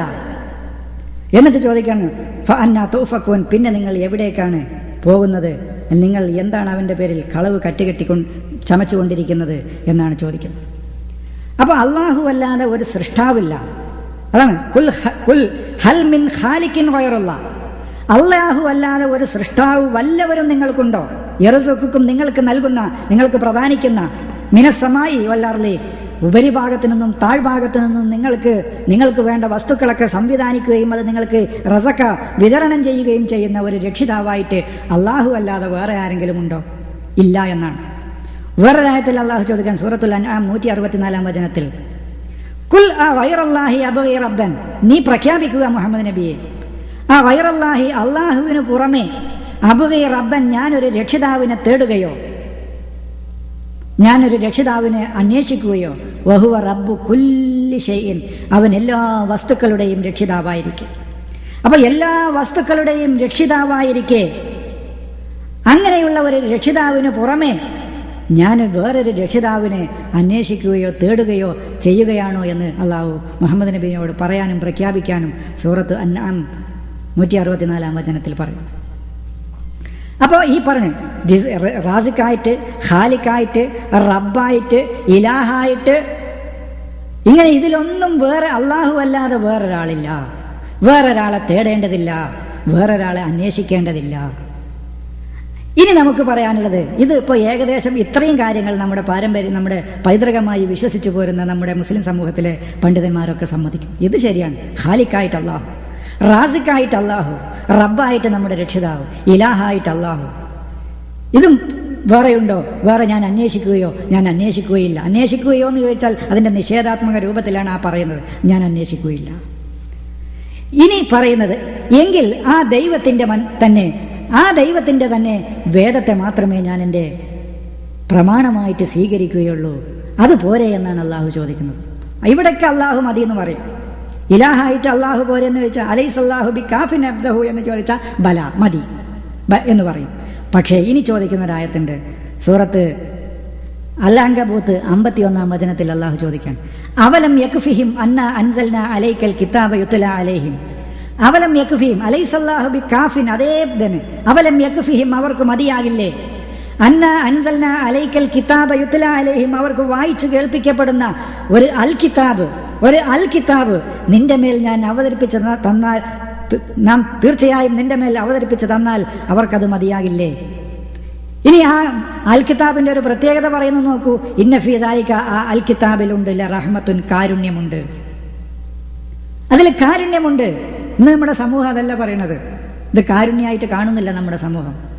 ഇന്ന് നമ്മുടെ സമൂഹം പറയുന്നത് ഖുർആൻ ഓതിയാൽ അല്ലെങ്കിൽ ഖുർആൻ വായിച്ചാൽ ഭിന്നത ഉണ്ടാവുകയാണ് ചെയ്യാന്ന്. അപ്പോൾ അത് കാരുണ്യാണോ അദാബാണോ എന്ന് എൻ്റെ സഹോദരങ്ങൾ മനസ്സിലാക്കുക. ഒരു വേദം വായിച്ചാൽ അല്ലെങ്കിൽ ഒരു പുസ്തകം വായിച്ചാൽ നമ്മുടെ സംശയങ്ങൾ സമ്പൂർണമായും, നമ്മുടെ സംശയങ്ങളൊക്കെ തീരത്തക്ക രൂപത്തിൽ നമുക്ക് പൂർണ്ണമായിട്ടും നമ്മുടെ ജീവിതത്തിൽ അനുഷ്ഠിക്കാൻ പറ്റുന്ന രൂപത്തിൽ ആകുമ്പോഴാണ് അത് റഹ്മത്താകുന്നത്, അത് കാരുണ്യമാകുന്നത്.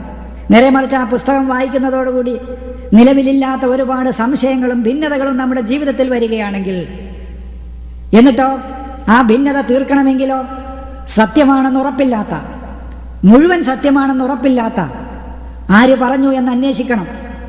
അത് റിപ്പോർട്ട് ചെയ്ത ആളുകളിൽ എത്ര ആളുകൾ കളവ് പറയുന്നവരുണ്ടെന്ന് അന്വേഷിക്കണം. ഇതൊന്നും പറ്റൂലെങ്കിൽ പിന്നെ നമ്മുടെ പുരോഹിതന്മാരെ വിശ്വാസത്തിലെടുത്ത് നമുക്ക് അവരെ പിന്തുടരാനേ പറ്റുള്ളൂ. ഒരു പ്രമാണം സ്വീകരിച്ച് മുസ്ലിം ആകാൻ കഴിയില്ല. നേരെ മറിച്ചിപ്പോൾ ദൈവത്തിൻ്റെ ഒരു വേദഗ്രന്ഥം അവൻ കൊടുത്തയച്ച സന്ദേശം പഠിച്ച് മനസ്സിലാക്കി തനിക്കൊരു മുസ്ലിം ആകണമെന്നൊരാൾ ആഗ്രഹിക്കുകയാണെങ്കിൽ, ഈ ഹദീസ് റിപ്പോർട്ട് ചെയ്ത ആളുകളിൽ ആരൊക്കെ സത്യസന്ധന്മാരുണ്ട്, ആരൊക്കെ കളവ് പറഞ്ഞവരുണ്ട്, അതിൻ്റെയൊക്കെ പിന്നെ അപ്രായോഗികത ഞാൻ ആ ഭാഗം വിശദീകരിക്കുമ്പോൾ എൻ്റെ സഹോദരങ്ങൾക്ക് വിശദീകരിച്ചിട്ടുണ്ട്. അതൊക്കെ സാധ്യമാകുമോ എന്നുള്ളത്. മുഹമ്മദ് നബിയുടെ കാലഘട്ടത്തിൽ വരെ മുഹമ്മദ് നബിയുടെ കൂടെ നടന്നിരുന്ന ആളുകളിൽ എത്രമാത്രം സത്യസന്ധന്മാരുണ്ട്, കപടന്മാരുണ്ട് എന്ന് ജീവിച്ചിരിക്കുന്ന റസൂലിനെ അറിഞ്ഞിരുന്നില്ല എന്ന് വിശുദ്ധ ഖുർആനിലെ ഒരുപാട് വചനങ്ങളിൽ പറഞ്ഞതാണ്. സൂറത്ത് തൗബ എൻ്റെ സഹോദരങ്ങൾ വായിക്കുകയാണെങ്കിൽ നിങ്ങൾക്ക് കാണാൻ കഴിയും. സൂറത്ത് തൗബ ആദ്യം മുതൽ അവസാനം വരെ ഒന്ന് വായിക്കും. മുഹമ്മദ് നബിയുടെ കൂടെ മുഹമ്മദ് നബി ജീവിച്ചിരിക്കുന്ന കാലത്ത് തന്നെ അദ്ദേഹം പറയാത്തത് അദ്ദേഹത്തിൻ്റെ പേരിൽ കറ്റുകെട്ടി, കളവ് കെട്ടി പറയുകയും, അദ്ദേഹത്തിന് പാരവെക്കുകയും, അദ്ദേഹത്തിൻ്റെ കൂടെ ഇരിക്കുകയും, പുറത്തിറങ്ങിയാൽ അദ്ദേഹത്തെ പറയാത്തത് പറയുകയും ചെയ്തിരുന്ന ആളുകൾ മുഹമ്മദ് നബിയുടെ കൂടെ ഉണ്ടായിരുന്നപ്പോൾ മുഹമ്മദ് നബിക്ക് പോലും അവരെ തിരിച്ചറിഞ്ഞിരുന്നില്ല എന്ന് വിശുദ്ധ ഖുർആനിലെ സൂറത്ത് തൗബയിൽ വിശദീകരിക്കുന്നുണ്ട്. ആ ഭാഗം വിശദീകരിക്കുമ്പോൾ ആ വചനങ്ങൾ ഉദ്ധരിച്ചുകൊണ്ട് ഞാൻ എൻ്റെ സുഹൃത്തുക്കൾക്ക്, സഹോദരങ്ങൾക്ക് അത് മനസ്സിലാക്കി തരാം. അപ്പം ഇതൊരു കാരുണ്യമാണ് എന്ന് പറയുമ്പോൾ, ഈ വേദം ഒരു കാരുണ്യമാവുന്നത് എപ്പോഴാണ്? ഇത് മാനവരാശിക്ക് മോചനം നൽകുന്നതായിരിക്കണം. അവരുടെ പ്രശ്നങ്ങൾക്ക് പരിഹാരം നിർദ്ദേശിക്കുന്നതായിരിക്കണം ആ ഗ്രന്ഥം അവരുടെ ജീവിതത്തിൽ നടപ്പാക്കുന്നതോടുകൂടി അവരുടെ ദുരിതങ്ങൾ ഈ ദുനിയാവിലും നാളെ യൗമുൽ ആഖിറത്തിലുമുള്ള അവരുടെ ദുരിതങ്ങൾ തീരണം. ആ രൂപത്തിൽ സമ്പൂർണമായ ആശയങ്ങളുള്ള ഒരു ഗ്രന്ഥമാകുമ്പോഴാണ് അതിൽ കാരുണ്യമുണ്ട് എന്ന് പറയുന്നതിൽ അർത്ഥമുള്ളൂ. വദിക്റാലി ഖൗമി യുഅ്മിനൂൻ, അത് വിശ്വസിക്കുകയും അങ്ങനെ സമൂഹത്തിൽ സമാധാനമുണ്ടാക്കുകയും ചെയ്യുന്ന ജനതക്കുള്ള ഒരു അനുസ്മരണവുമാണ്, ഉപദേശവുമാണ് അത് എന്ന് വിശുദ്ധ ഖുർആൻ സൂറത്ത് അൽ-അൻകബൂത്ത് 51 പറയും. അപ്പം ഞാൻ ഇത്രയും സൂചിപ്പിച്ചത്, ഇലാഹായിട്ട് അള്ളാഹു പോരെ എന്ന് ചോദിച്ചാൽ മതി എന്ന് നമ്മൾ പറയുന്നു. റാസിഖ് അള്ളയല്ലേ ചോദിച്ചാൽ അതേ എന്ന് പറയുന്നു. ആകാശങ്ങളെ ഉപരിഭാഗത്തു നിന്നും താഴ്ഭാഗത്തു നിന്നും നിങ്ങൾക്ക് വസ്തുക്കൾ വിതരണം ചെയ്ത് തന്ന ആൾ അള്ളാഹു അല്ലേ എന്ന് ചോദിക്കുന്നു. സർവ്വ വസ്തുക്കളുടെയും റബ്ബായ ആ റബ്ബിന് പുറമെ ഞാൻ വേറൊരാളെ അന്വേഷിക്കുകയോ എന്ന് ചോദിക്കാൻ അള്ളാഹു പ്രവാചകനോട് പറയുന്നു. ഇതൊക്കെ ചോദിച്ച അതേ അള്ളാഹു തന്നെയാണ് മുഹമ്മദ് നബിയോട് പറയുന്നത്, അവർക്ക് തീർച്ചയായും നാം തന്നെ നിന്റെ മേൽ അവർക്ക് വായിച്ച് കേൾപ്പിക്കപ്പെടുന്ന ഒരു വേദം, ഒരു അൽ കിതാബ് ഇറക്കിക്കൊടുത്താൽ അവർക്ക് മതിയാകില്ലേ? എന്നിട്ട് പറയണ ആ വേദത്തിന്റെ വിശേഷണം, ഇന്ന ഫീ ദാലിക ലറഹ്മത്തൻ, തീർച്ചയായും അതിൽ റഹ്മത്തുണ്ട്, വദിക്റ, ഉപദേശവും ഒരു അനുസ്മരണവുമുണ്ട്, ലിഖൗമി യുഅ്മിനൂൻ, അത് വിശ്വസിക്കുകയും അത് വിശ്വസിച്ചുകൊണ്ട് സമൂഹത്തിൽ സമാധാനം സ്ഥാപിക്കുകയും ചെയ്യുന്ന ജനങ്ങൾക്ക് അതിൽ കാരുണ്യവും ദിക്റയുമുണ്ട് എന്ന് വിശുദ്ധ ഖുർആൻ പറയുന്നു. അപ്പം അങ്ങനത്തെ ഒരു വേദഗ്രന്ഥത്തെ നാം എന്തിനാണ് തള്ളുന്നത് എന്നാണ് ഞാൻ ചോദിക്കുന്നത്. ഇത്രയും ആമുഖമായിട്ട് അങ്ങനത്തെ ഒരു വേദത്തെ മാത്രമേ നാം പിന്തുടരാൻ പാടുള്ളൂ എന്നാണ് വിശുദ്ധ ഖുർആനിൽ അള്ളാഹു പറയുന്നത്. അത് സൂറത്ത് അഹ്റാഫിലെ തുടക്കത്തിലെ 1-2 വചനങ്ങളിൽ ആ കാര്യം സവിസ്തരം വിശദീകരിക്കുന്നുണ്ട്.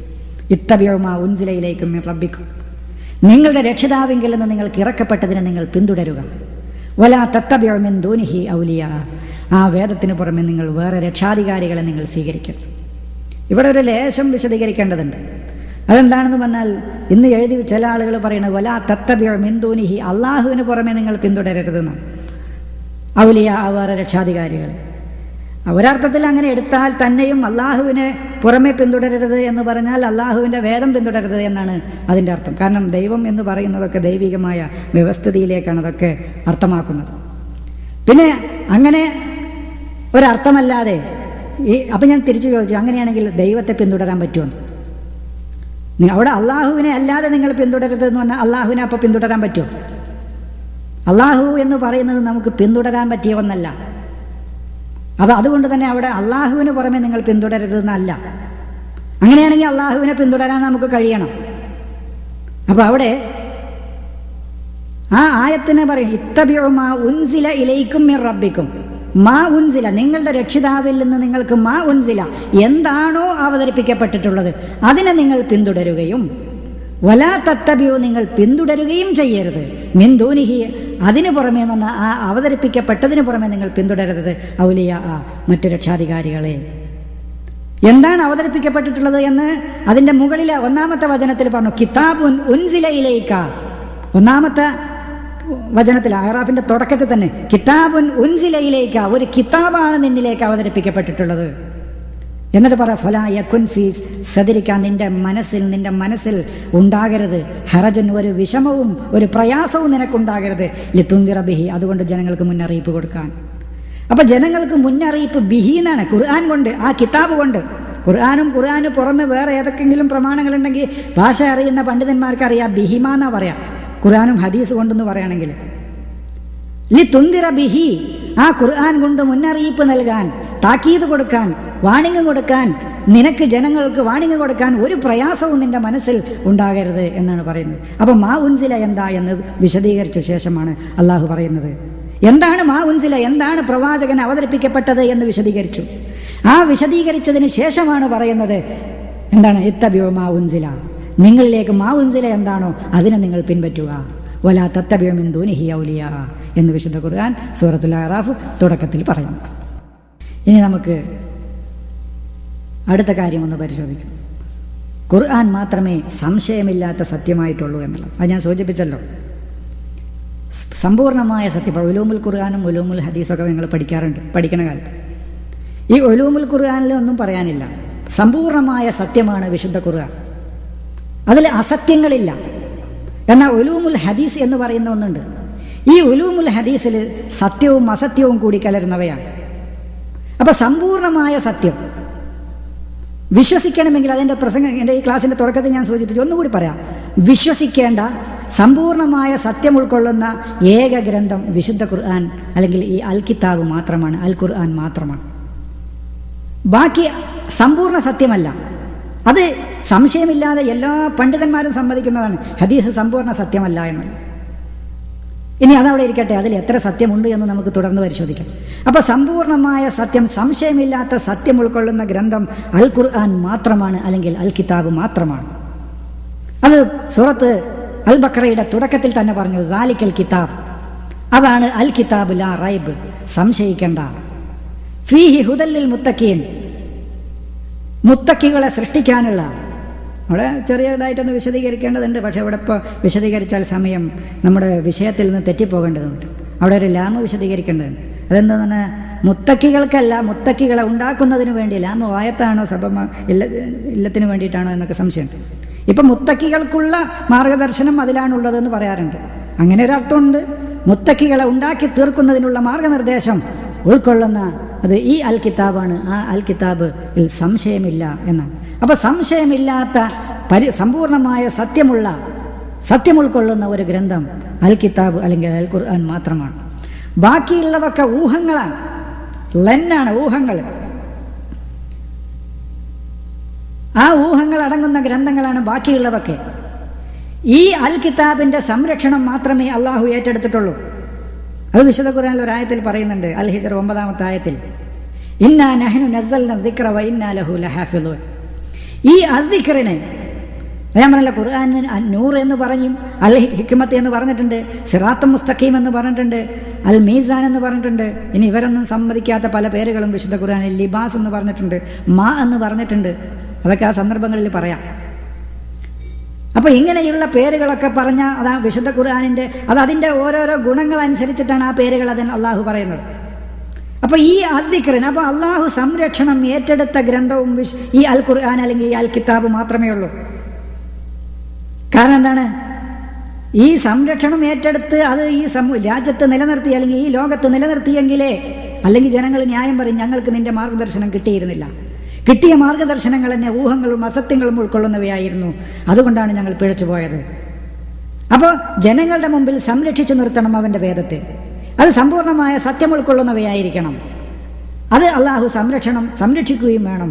അപ്പൊ സമ്പൂർണമായ സത്യം ഉൾക്കൊള്ളുന്ന, അള്ളാഹു സംരക്ഷിച്ചു നിർത്തിയ, മുത്തക്കികളെ ഉണ്ടാക്കി തീർക്കാനുള്ള മാർഗദർശനം ഉൾക്കൊള്ളുന്ന ഗ്രന്ഥം അൽ ഖുർആൻ മാത്രമാണ്. എന്നിട്ട് അള്ളാഹു പറയാൻ ഈ ഖുർആനിന്റെ പ്രത്യേകത മാത്രം, വഇന്നഹു ലകിതാബുൻ അസീസ്. ഈ ഖുർആനാണെങ്കിൽ അജയ്യമായ ഒരു ഗ്രന്ഥമാണ്. കുറച്ച് കാര്യങ്ങളൊക്കെ വിശദീകരിച്ച ശേഷമാണ് പറയുന്നത്. ഫുസ്സിലത്തിൽ 41-42 വചനത്തിൽ അള്ളാഹു പറയാം, വഇന്നഹു ലകിതാബുൻ അസീസ്, അജയ്യമായ ഒരു ഇസ്സത്ത്, അജയ്യമായ ഒരു ഗ്രന്ഥം. ലാ യഅതീഹിൽ ബാത്തിലു മിൻ ബൈനി യദൈഹി വലാ മിൻ ഖൽഫിഹി. അതിന്റെ മുന്നിലൂടെയോ പിന്നിലൂടെയോ മിഥ്യകളൊന്നും അതിൽ പ്രവേശിക്കുകയില്ല, ബാത്തിൽ അതിൽ പ്രവേശിക്കുകയില്ല. തൻസീലും മിൻ ഹക്കീമിൻ ഹമീദ്. സ്തുത്യർഹനും ന്യായാധിപനും യുക്തിജ്ഞനുമായ ദൈവത്തിൽ നിന്ന് അവതരിപ്പിക്കപ്പെട്ടതുമാണ് അത് എന്നുള്ളതാണ്. അതാണ് ഖുർആനിനെ കുറിച്ചാണ് പറയുന്നത്. ഇങ്ങനെ അവതരിപ്പിക്കപ്പെട്ടതാണ് ഹദീസ് എന്ന രൂപത്തിൽ എവിടെയെങ്കിലും വിശദീകരിച്ചിട്ടുണ്ടോ സുഹൃത്തുക്കളെ? എൻ്റെ സഹോദരൻ്റെ ഈ ക്ലാസ് ശ്രദ്ധിക്കുന്ന ഇവിടെ കൂടിയ ആളുകളിൽ ആരെങ്കിലും ഒന്ന് സൂചിപ്പിക്കണം, അങ്ങനെ എവിടെയെങ്കിലും. അപ്പൊ ഖുർആനാണ് ഇപ്പം അള്ളാഹു അവതരിപ്പിച്ച ഗ്രന്ഥങ്ങൾ, ആ അള്ളാഹു അവതരിപ്പിച്ചത് എന്ന് പറയുന്ന അതൊക്കെ ഈ ഗ്രന്ഥത്തെയാണ്. അതാണ് വഇന്നഹു ലകിതാബുൻ അസീസ്. അവിടെയും വഇന്നഹു എന്നേ പറഞ്ഞിട്ടുള്ളൂ, 2 ഗ്രന്ഥം പറഞ്ഞിട്ടില്ല, 2-ൽ കൂടുതൽ ഗ്രന്ഥം പറഞ്ഞിട്ടില്ല. തീർച്ചയായും ഇത് ഈ അദ്ദിക്ർ അത് അസീസായ അജയ്യമായ ഒരു ഗ്രന്ഥമാണ്, അതിനെ ജയിക്കാനൊന്നില്ല. ലാ യഅതീഹിൽ ബാത്തിലു, മിഥ്യകളൊന്നും വരികയില്ല, മിൻ ബൈനി യദൈഹി, അതിൻ്റെ മുന്നിലൂടെയോ, വലാ മിൻ ഖൽഫിഹി, അതിന് പിന്നിലൂടെയോ എന്ന് പറഞ്ഞാൽ അതിൽ അസത്യങ്ങൾ കൂടിക്കലരുകയില്ല. തൻസീലും മിൻ ഹക്കീമിൻ ഹമീദ്. സ്തുത്യർഹനും ഹക്കീം ഹിക്മത്തുള്ള യുക്തിജ്ഞനുമായ ന്യായാധിപനുമായ ഒരാളുടെ പക്കൽ നിന്ന് അവതരിപ്പിക്കപ്പെട്ടതാണ്. അങ്ങനെയുള്ള ഒരാളുടെ അവതരണമാണത് എന്നാണ് പറയുന്നത്. അപ്പൊ തെറ്റുകൾ പറ്റാത്തതും ദൈവത്തിനാൽ സംരക്ഷിക്കപ്പെട്ടതുമായ ഏക ഗ്രന്ഥം ഖുർആൻ മാത്രമാണ്. മറ്റു മനുഷ്യനിർമ്മിത ഗ്രന്ഥങ്ങൾക്കൊന്നും തന്നെ ഈ വിശേഷണങ്ങളില്ല, ഈ വിശേഷണങ്ങൾക്ക് അർഹതയില്ല എന്നതാണ് സത്യം. അത്തരം ഗ്രന്ഥങ്ങളിലും മതങ്ങളിലും സംശയങ്ങൾക്കും ഊഹങ്ങൾക്കുമാണ് ഏറ്റവും കൂടുതൽ സാധ്യത എന്നുള്ളതുമാണ് നമുക്കിവിടെ സൂചിപ്പിക്കാനുള്ളത്. അപ്പോൾ ലാ റൈബ, സംശയമറ്റ, അസത്യങ്ങളോ ബാത്തിലുകൾ മിഥ്യകളോ ഒന്നും കൂടിക്കലരാത്ത ഏക ഗ്രന്ഥം വിശുദ്ധ ഖുർആൻ മാത്രമാണ്. അള്ളാഹു സംരക്ഷണം ഏറ്റെടുത്ത ഗ്രന്ഥം വിശുദ്ധ ഖുർആൻ മാത്രമാണ്.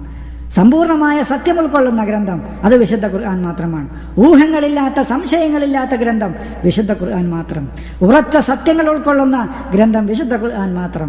എന്നാൽ സത്യങ്ങൾ ഉൾക്കൊള്ളാത്ത, അസത്യങ്ങളുള്ള, സംശയങ്ങളുള്ള, ഊഹങ്ങളുള്ള ഗ്രന്ഥങ്ങളിൽ നിന്ന് മാറി നിൽക്കാനും പരമമായ സത്യം ഉൾക്കൊള്ളുന്ന ഗ്രന്ഥത്തെ മാത്രം സ്വീകരിക്കാനും അത് ജീവിതത്തിൽ പകർത്താനുമാണ് അള്ളാഹു വിശദീകരിക്കുന്നത്. അത് പറയുന്നത് നോക്കൂ. അലാ ഇന്ന ലില്ലാഹി മാ ഫിസ് സമാവാതി വമൻ ഫിൽ അർളി, അലാ ഇന്ന ലില്ലാഹി മൻ ഫിസ് സമാവാതി വമൻ ഫിൽ അർളി വമാ യത്തബിഉൽ ലദീന യദ്ഊന മിൻ ദൂനില്ലാഹി ശുറകാ. അല്ലാഹുവിന് പുറമെ വിളിച്ചുകൊണ്ടിരിക്കുന്ന ആളുകൾ പിന്തുടരുന്നില്ല ചില പങ്കാളികളെയല്ലാതെ. ഇൻ യത്തബിഊന, അതാണ് നമ്മുടെ പ്രശ്നം. ഇൻ യത്തബിഊന, അല്ലാഹുവിന് പുറമെ വിളിച്ചുകൊണ്ടിരിക്കുന്ന ആളുകൾ പിൻപറ്റുന്നില്ല ഇല്ലല്ലന്ന, ഊഹങ്ങളെയല്ലാതെ. വൈനുഹും ഇല്ലാ യഖ്റുസൂൻ, അവർ അങ്ങനെയാകാം എന്ന് അനുമാനിക്കുകയല്ലാതെ. ഒരു അനുമാനം, അങ്ങനെ ആയിരിക്കാം, അതാണല്ലോ ഹദീസുകൾ. ഏതൊരു ഹദീസിൻ്റെയും അവസാനത്തിൽ ഔ കമാ ഖാല റസൂലുള്ളാഹ്, റസൂല് പറഞ്ഞ പോലെ അല്ലെങ്കിൽ പറഞ്ഞിരിക്കാം, ഉറപ്പില്ല. ഏതൊരു ഹദീസ് ഉദ്ധരിച്ചാലും അതിൻ്റെ അവസാനം നമ്മുടെ പണ്ഡിതന്മാർ പറയുന്നതോ അല്ലെങ്കിൽ എഴുതി വെച്ചിട്ടുണ്ടാവും ഔ കമാ ഖാല, പറഞ്ഞ പോലെ. അപ്പൊ ഊഹമാണ്, ഉറപ്പില്ല. റസൂലാണിത് പറഞ്ഞതെന്ന് ഉറപ്പില്ല. അങ്ങനെ ഊഹിക്കുകയും അനുമാനിക്കുകയും ഊഹത്തെയും അല്ലാതെ അവർ പിൻപറ്റുന്നില്ല എന്നാണ് വിശുദ്ധ ഖുർആൻ സൂറത്ത് യൂനുസ് 66-ാം വചനത്തിൽ പറയുന്നത്. അള്ളാഹു ചോദിക്കുകയാണ് മറ്റൊരു വചനത്തിൽ, ഖുൽ ഹൽ മിൻ ഇൻദികും മിൻ ഇൽമിൻ ഫതുഖ്രിജൂഹു ലനാ ഇൻ തത്തബിഊന ഇല്ലല്ലന്ന വ ഇൻ അൻതും ഇല്ലാ തഖ്റുസൂൻ എന്ന സൂറത്തുൽ അൻആം 148-ാം വചനത്തിലും പറയുന്നു. സവിസ്തരം കുറേ കാര്യങ്ങൾ വിശദീകരിച്ചതിന് ശേഷം അള്ളാഹു പറയുന്നു, അങ്ങനെ അള്ളാഹുവിൽ പങ്കുചേർത്ത ആളുകൾ പറയുന്നു, ഞങ്ങളോ ഞങ്ങളുടെ പിതാക്കളോ ഒന്നും അള്ളാഹു ഉദ്ദേശിച്ചിരുന്നുവെങ്കിൽ പങ്കുചേർക്കുമായിരുന്നില്ല. ഈ ന്യായം പറഞ്ഞുകൊണ്ടാണ് ഇവരുടെ പൂർവികരായ ആളുകൾ ദൈവിക വചനങ്ങളെ കളവാക്കിയത്. അങ്ങനെ അവർ ദൈവികമായ ശിക്ഷ അനുഭവിച്ചു. എന്നിട്ട് അതൊക്കെ പറഞ്ഞ ശേഷം അള്ളാഹു പറയുകയാണ്, ഇൻ തത്തബിഊന, നിങ്ങൾ പിന്തുടരുന്നില്ല ഇല്ലല്ലന്ന, ഊഹങ്ങളെയല്ലാതെ, വ ഇൻ അൻതും ഇല്ലാ തഖ്റുസൂൻ, നിങ്ങൾ അനുമാനിക്കുകയല്ലാതെ മറ്റൊന്നുമില്ല. അപ്പോൾ ഈ ആശയം, അപ്പോൾ ഊഹ് ലന്ന്, വമാ ഇൻ തത്തബിഊന ഇല്ലല്ലന്ന എന്നും ഇൻ യത്തബിഊന ഇല്ലല്ലന്ന എന്നും ലന്ന്, ഊഹം. ഈ ഊഹത്തെയാണ് അവർ പിൻപറ്റുന്നത്. അള്ളാഹുവിൻ്റെ വചനങ്ങളെ നിഷേധിക്കുകയും അതിനെ എതിർക്കുകയും ചെയ്ത ആളുകൾ ഊഹത്തെയല്ലാതെ മറ്റൊന്നിനെയും പിൻപറ്റുന്നില്ല എന്ന് പറയുന്നു. അപ്പം എന്താണ് ഊഹം? നമ്മുടെ ഹദീസ് പണ്ഡിതന്മാരെന്നെ എഴുതി വച്ചിട്ടുണ്ട്. അതെന്താണ്? വളരെ കുറച്ച് ഇൽമുൽ യഖീൻ, ഉറപ്പായ ജ്ഞാനം, ഉറപ്പായ അറിവ് നമുക്ക് പ്രദാനിക്കുന്ന ഹദീസുകൾ വളരെ കുറച്ചേ ഉള്ളൂ. വിരലിൽ എണ്ണാവുന്ന ഹദീസുകളേ ഉള്ളൂ. അതായത് മുത്തവാത്തിർ എന്നൊക്കെ പറയും, അത് നിങ്ങൾ കേട്ടിട്ടുണ്ടാവും. മുത്തവാത്തിറായി വന്ന ഹദീസുകൾ മാത്രമേ അറിവിനെ പ്രദാനിക്കുകയുള്ളൂ, അറിവിനെ പ്രയോജനപ്പെടുത്തുകയുള്ളൂ എന്നാണ് പറയുന്നത്. മറ്റ് ഹദീസുകളിൽ ഇപ്പം അതിനൊക്കെ ഒരു ഹദീസ് പറയുന്നത് മൻ കദിബ അലയ്യ എന്നുള്ള ഹദീസ. എൻ്റെ പേരിൽ ആരെങ്കിലും കളവ് കെട്ടിച്ചമച്ചാൽ, എൻ്റെ പേരിൽ ആരെങ്കിലും കളവ് കെട്ടിച്ചമക്കുകയാണെങ്കിൽ, അങ്ങനെ പറയുകയാണെങ്കിൽ, മുഹമ്മദ് നബി പറഞ്ഞതാണ് എന്ന് പറഞ്ഞ് എൻ്റെ മേൽ കളവ് കെട്ടിച്ചമച്ച് പറയുകയാണെങ്കിൽ ഫലിയത്തബവ്വ മഖ്അദഹു, ഒരു ഹദീസിൽ മുതഅമ്മിദെന്നും കൂടിയുണ്ട്, മനഃപൂർവ്വം പറയുകയാണെങ്കിൽ അവൻ നരകത്തിൽ ഒരു സീറ്റ്, ഒരു ഇരിപ്പിടം തയ്യാറാക്കിക്കൊള്ളട്ടെ. ഇങ്ങനത്തെ ഈ ഹദീസ് വേണമെങ്കിൽ നിങ്ങൾക്ക് മുതവാത്തിറായിട്ട് ഉദ്ധരിക്കാമെന്നേ പറഞ്ഞിട്ടുള്ളൂ. അപ്പൊ സമ്പൂർണമായ സത്യം, ഇൽമ് തരുന്ന ഒരു അറിവിനെ പ്രയോജനപ്പെടുത്തുന്ന ഹദീസുകൾ എന്ന് പറയുന്നത് വളരെ കുറച്ച് മാത്രമേ ഉള്ളൂ. ബാക്കിയുള്ളതെല്ലാം ഊഹത്തെ മാത്രമേ നമുക്ക് പ്രദാനിക്കുകയുള്ളൂ എന്ന് ഹദീസ് നിദാന ശാസ്ത്രം എഴുതിയ പണ്ഡിതന്മാരൊക്കെ എഴുതിയിട്ടുണ്ട്. എന്നാൽ ഖുർആൻ പറയുന്നതോ ഈ ഖുർആൻ പറയുന്നത് അവർ ഊഹത്തെയല്ലാതെ പിന്തുടരുന്നില്ല എന്നാണ്. അവർ ഊഹത്തെയല്ലാതെ പിന്തുടരുന്നില്ല, അവരനുമാനിക്കുകയല്ലാതെ വേറൊന്നും ചെയ്യുന്നില്ല. ഒരായത്ത് കൂടി ആ രംഗത്ത് ഞാൻ നിങ്ങളെ കേൾപ്പിക്കാം. ഒമാ യത്തബിഉ അക്സറുഹും ഇല്ലാ ലന്നൻ, അവരിൽ ഭൂരിഭാഗവും ഊഹങ്ങളെയല്ലാതെ പിൻപറ്റുന്നില്ല. ഇന്നൽ ലന്ന ലാ യുഗ്നി മിനൽ ഹഖി ശൈഅൻ, തീർച്ചയായും ഊഹങ്ങൾ അല്ലെന്നെ ഊഹം സത്യത്തിന് യാതൊരു പ്രയോജനവും, യാതൊന്നിനും ഒരു പ്രയോജനവും ചെയ്യുന്നില്ല. ഇന്നല്ലാഹ അലീമും ബിമാ യഫ്അലൂൻ, അവർ പ്രവർത്തിക്കുന്നതിനെക്കുറിച്ച് അള്ളാഹു സൂക്ഷ്മമായി അറിയുന്നവനാണ്. അപ്പൊ ഭൂരിഭാഗം ആളുകളും ഊഹങ്ങൾ മാത്രമാണ്. ഹദീസിനെ എന്താണ് പിന്നെ ഹദീസിന്റെ നിദാനശാസ്ത്ര പണ്ഡിതന്മാർ പറഞ്ഞത്? ഇൽമിനെ പ്രയോജനം ചെയ്യില്ല, അത് ലന്നിനെ മാത്രമേ നമുക്ക് ഉപകാരപ്പെടുത്തുകയുള്ളൂ, പ്രയോജനം ചെയ്യുകയുള്ളൂ. ഖുർആൻ പറയുന്നതോ അവർ ഊഹത്തെയല്ലാതെ പിൻപറ്റുന്നില്ല. ആ ഊഹമാകട്ടെ അൽ ഹക്കിന്, പരമമായ സത്യത്തിന് യാതൊരു പ്രയോജനവും ചെയ്യുന്നുമില്ല. വേറൊരായത്തോടുകൂടി ഈ രംഗത്ത് ഞാൻ ഓതി കേൾപ്പിക്കാം. ഭൂമിയിലെ ഭൂരിഭാഗത്തിനും നീ കീഴ്പ്പെടുകയോ അനുസരിക്കുകയോ ചെയ്യുകയാണെങ്കിൽ ദൈവികമായ മാർഗത്തിൽ നിന്ന് അവർ നിന്നെ പിഴപ്പിക്കും. എന്നിട്ട് പറയാണ് ഇൻ യത്തബിഊന ഇല്ലല്ലന്ന വൈനുഹും ഇല്ലാ യഖ്റുസൂൻ എന്ന് പറയുന്നു. അവർ ഊഹത്തെയല്ലാതെ പിൻപറ്റുന്നില്ല, അവർ അനുമാനിക്കുകയല്ലാതെ മറ്റൊന്നും ചെയ്യുന്നില്ല. അപ്പോ ഈ അൽഹക്കിന് യാതൊരു പ്രയോജനം ചെയ്യാത്തതാണ് ലന്ന്. ഈ പരമമായ സത്യത്തെ മാത്രമേ സ്വീകരിക്കാൻ പറ്റുകയുള്ളൂ, ഊഹത്തെ സ്വീകരിക്കാൻ പറ്റുകയില്ല. എൻ്റെ ചില സഹോദരങ്ങൾ ചോദിച്ചു, കുറേയൊക്കെ ശരിയില്ലേ? ഞാൻ ചോദിച്ചു, ആ ശരി ഉണ്ടെങ്കിൽ തന്നെ അത് വേർതിരിക്കപ്പെട്ടിട്ടില്ലല്ലോ ഇന്നേ വരെയായിട്ട്. ഈ ഹദീസുകളിലെ ഇനി ശരികളുണ്ട് തന്നെ വെക്കണം. ആ ശരികൾ മാത്രം വേർതിരിക്കപ്പെട്ട ഒരു ഗ്രന്ഥം ഈ കാലം അത്രയും എഴുതിയിട്ടുണ്ടോ? എത്രയും കാലമായിട്ട് അങ്ങനത്തെ ഒരു ഗ്രന്ഥം നമുക്ക് കാണാൻ കഴിഞ്ഞിട്ടില്ല. സത്യവും അസത്യവും കൂടിക്കലരുന്ന ഒരു ഗ്രന്ഥത്തെ നമ്മളെങ്ങനെ പ്രമാണമാക്കുന്ന ഞാൻ ചോദിക്കും. അതെന്നോട് എൻ്റെ ഒരു സുഹൃത്ത് ചോദിച്ചപ്പോൾ ഞാൻ പറഞ്ഞു, നിൻ്റെ മുമ്പിൽ കുറച്ച് ഭക്ഷണം കൊണ്ടുവന്ന് വെച്ചു, അല്ലെങ്കിൽ കുറച്ച് ബിസ്ക്കറ്റുകൾ കൊണ്ടുവന്ന് വെച്ചു. അതിൽ വിഷാംശം കലർന്നതുണ്ട്, അല്ലാത്തതുണ്ട്. പക്ഷേ അവ ഏതാണെന്ന് ഇത് കൊണ്ടുവന്ന് വെച്ച ആളും പറഞ്ഞിട്ടില്ല, കൊടുത്തയച്ച ആളും നമുക്ക് പറഞ്ഞു തന്നിട്ടില്ല. എന്നിരിക്കെ നീ ഒരു കാര്യങ്ങളെക്കുറിച്ച് സൂക്ഷ്മമായി വിലയിരുത്തുകയും ചിന്തിക്കുകയും ചെയ്യുന്ന ഒരാളാണെങ്കിൽ നീ എന്താ ചെയ്യുക? മുഴുവൻ ഒഴിവാക്കലാണ് ബുദ്ധി. അതിൽ വിഷാംശം കലർന്ന, അത് കഴിച്ചാൽ നമുക്ക് പ്രയാസമുണ്ടാക്കും, നമ്മുടെ ശരീരത്തിന് ബുദ്ധിമുട്ടുണ്ടാക്കും എന്ന് തോന്നുന്നത് അതുകൊണ്ട്, നമ്മുടെ ജീവന് തന്നെ അപകടകരമായതുണ്ട്, നല്ലതുണ്ട് എന്ന് വെക്കുക. പക്ഷെ ഏതാണെന്ന് വേർതിരിക്കപ്പെട്ടിട്ടില്ല. അങ്ങനത്തെ ഒരു സാഹചര്യത്തിൽ നമ്മൾ എന്ത് ചെയ്യും? മുഴുവൻ ഒഴിവാക്കും. അപ്പം ഞാൻ പറയുന്നത്, ഊഹങ്ങൾ മാത്രമാണ് ഹദീസുകൾ നമുക്ക് പ്രദാനിക്കുന്നത്, സത്യങ്ങൾ നമുക്ക് തരുന്നില്ല. അത് ഞാൻ പറഞ്ഞതല്ല, ഹദീസ് നിദാന ശാസ്ത്ര പണ്ഡിതന്മാർ എഴുതി വെച്ചതാണ്. മുതവാത്തിർ എന്ന് പറയാൻ പറ്റുന്ന, ഇൽമിനെ ഉപകാരപ്പെടുത്തുന്ന, ഇൽമിനെ പ്രയോജനം ചെയ്യുന്ന ഹദീസുകൾ വളരെ കുറവാണ്. വിരലിൽ എണ്ണാവുന്ന ഹദീസുകളേ ഉള്ളൂ. അതിലൊന്നാണ് ഞാൻ പറഞ്ഞത് മൻകദിബ അലയ്യ. അപ്പോൾ ആ ഹദീസിൻ്റെ തെളിവാണ് നബിയുടെ കാലത്ത് നബിയുടെ പേരിൽ കളവ് കെട്ടി ഉണ്ടാക്കിയിരുന്നു എന്ന്. അത് പോട്ടെ, ഹദീസ് നമ്മൾ തെളിവ് ധരിക്കുന്നില്ല. അത് നമ്മൾ എതിർക്കുന്ന നമ്മുടെ സുഹൃത്തുക്കൾ നമ്മളോട് തിരിച്ചു ചോദിക്കുക, അവരപ്പോൾ എന്തിനാ നിങ്ങൾ ഹദീസ് തെളിവ് ധരിക്കും? വിശുദ്ധ ഖുർആനിൽ തന്നെ ഉണ്ട് നബിയുടെ കാലത്ത് നബിയുടെ പേരിൽ അവർ കളവ് പറഞ്ഞുണ്ടാക്കിയിരുന്നു എന്ന്. അത് ആ രംഗത്ത് ആ ഭാഗം വിശദീകരിക്കുമ്പോൾ നമുക്ക് വിശദീകരിക്കും. അപ്പം പരമമായ സത്യം അതേതാണെന്ന് വിശുദ്ധ ഖുർആൻ തന്നെ പറയുന്നുണ്ട്. വിശുദ്ധ ഖുർആൻ പറയുന്ന സൂറത്ത് അൽ ഇസ്രായിൽ പറയുന്നുണ്ട് 105-ാമത്തെ വചനത്തിൽ, വബിൽ ഹക്കി അൻസൽനാഹു, ഈ ഖുർആനിനെ പരമമായ സത്യത്തോടു കൂടിയാണ് ഞാൻ അവതരിപ്പിച്ചിട്ടുള്ളത്. വബിൽ ഹക്കി നസല, ആ പരമമായ സത്യത്തോടു കൂടിയാണ് അത് അവതരിച്ചിരിക്കുന്നത്. അപ്പോൾ അള്ളാഹു അവതരിപ്പിച്ചതും അൽ ഹക്കോട് കൂടിയാണ്, അത് അവതരിച്ചതും അൽ ഹക്കോട് കൂടിയാണ്.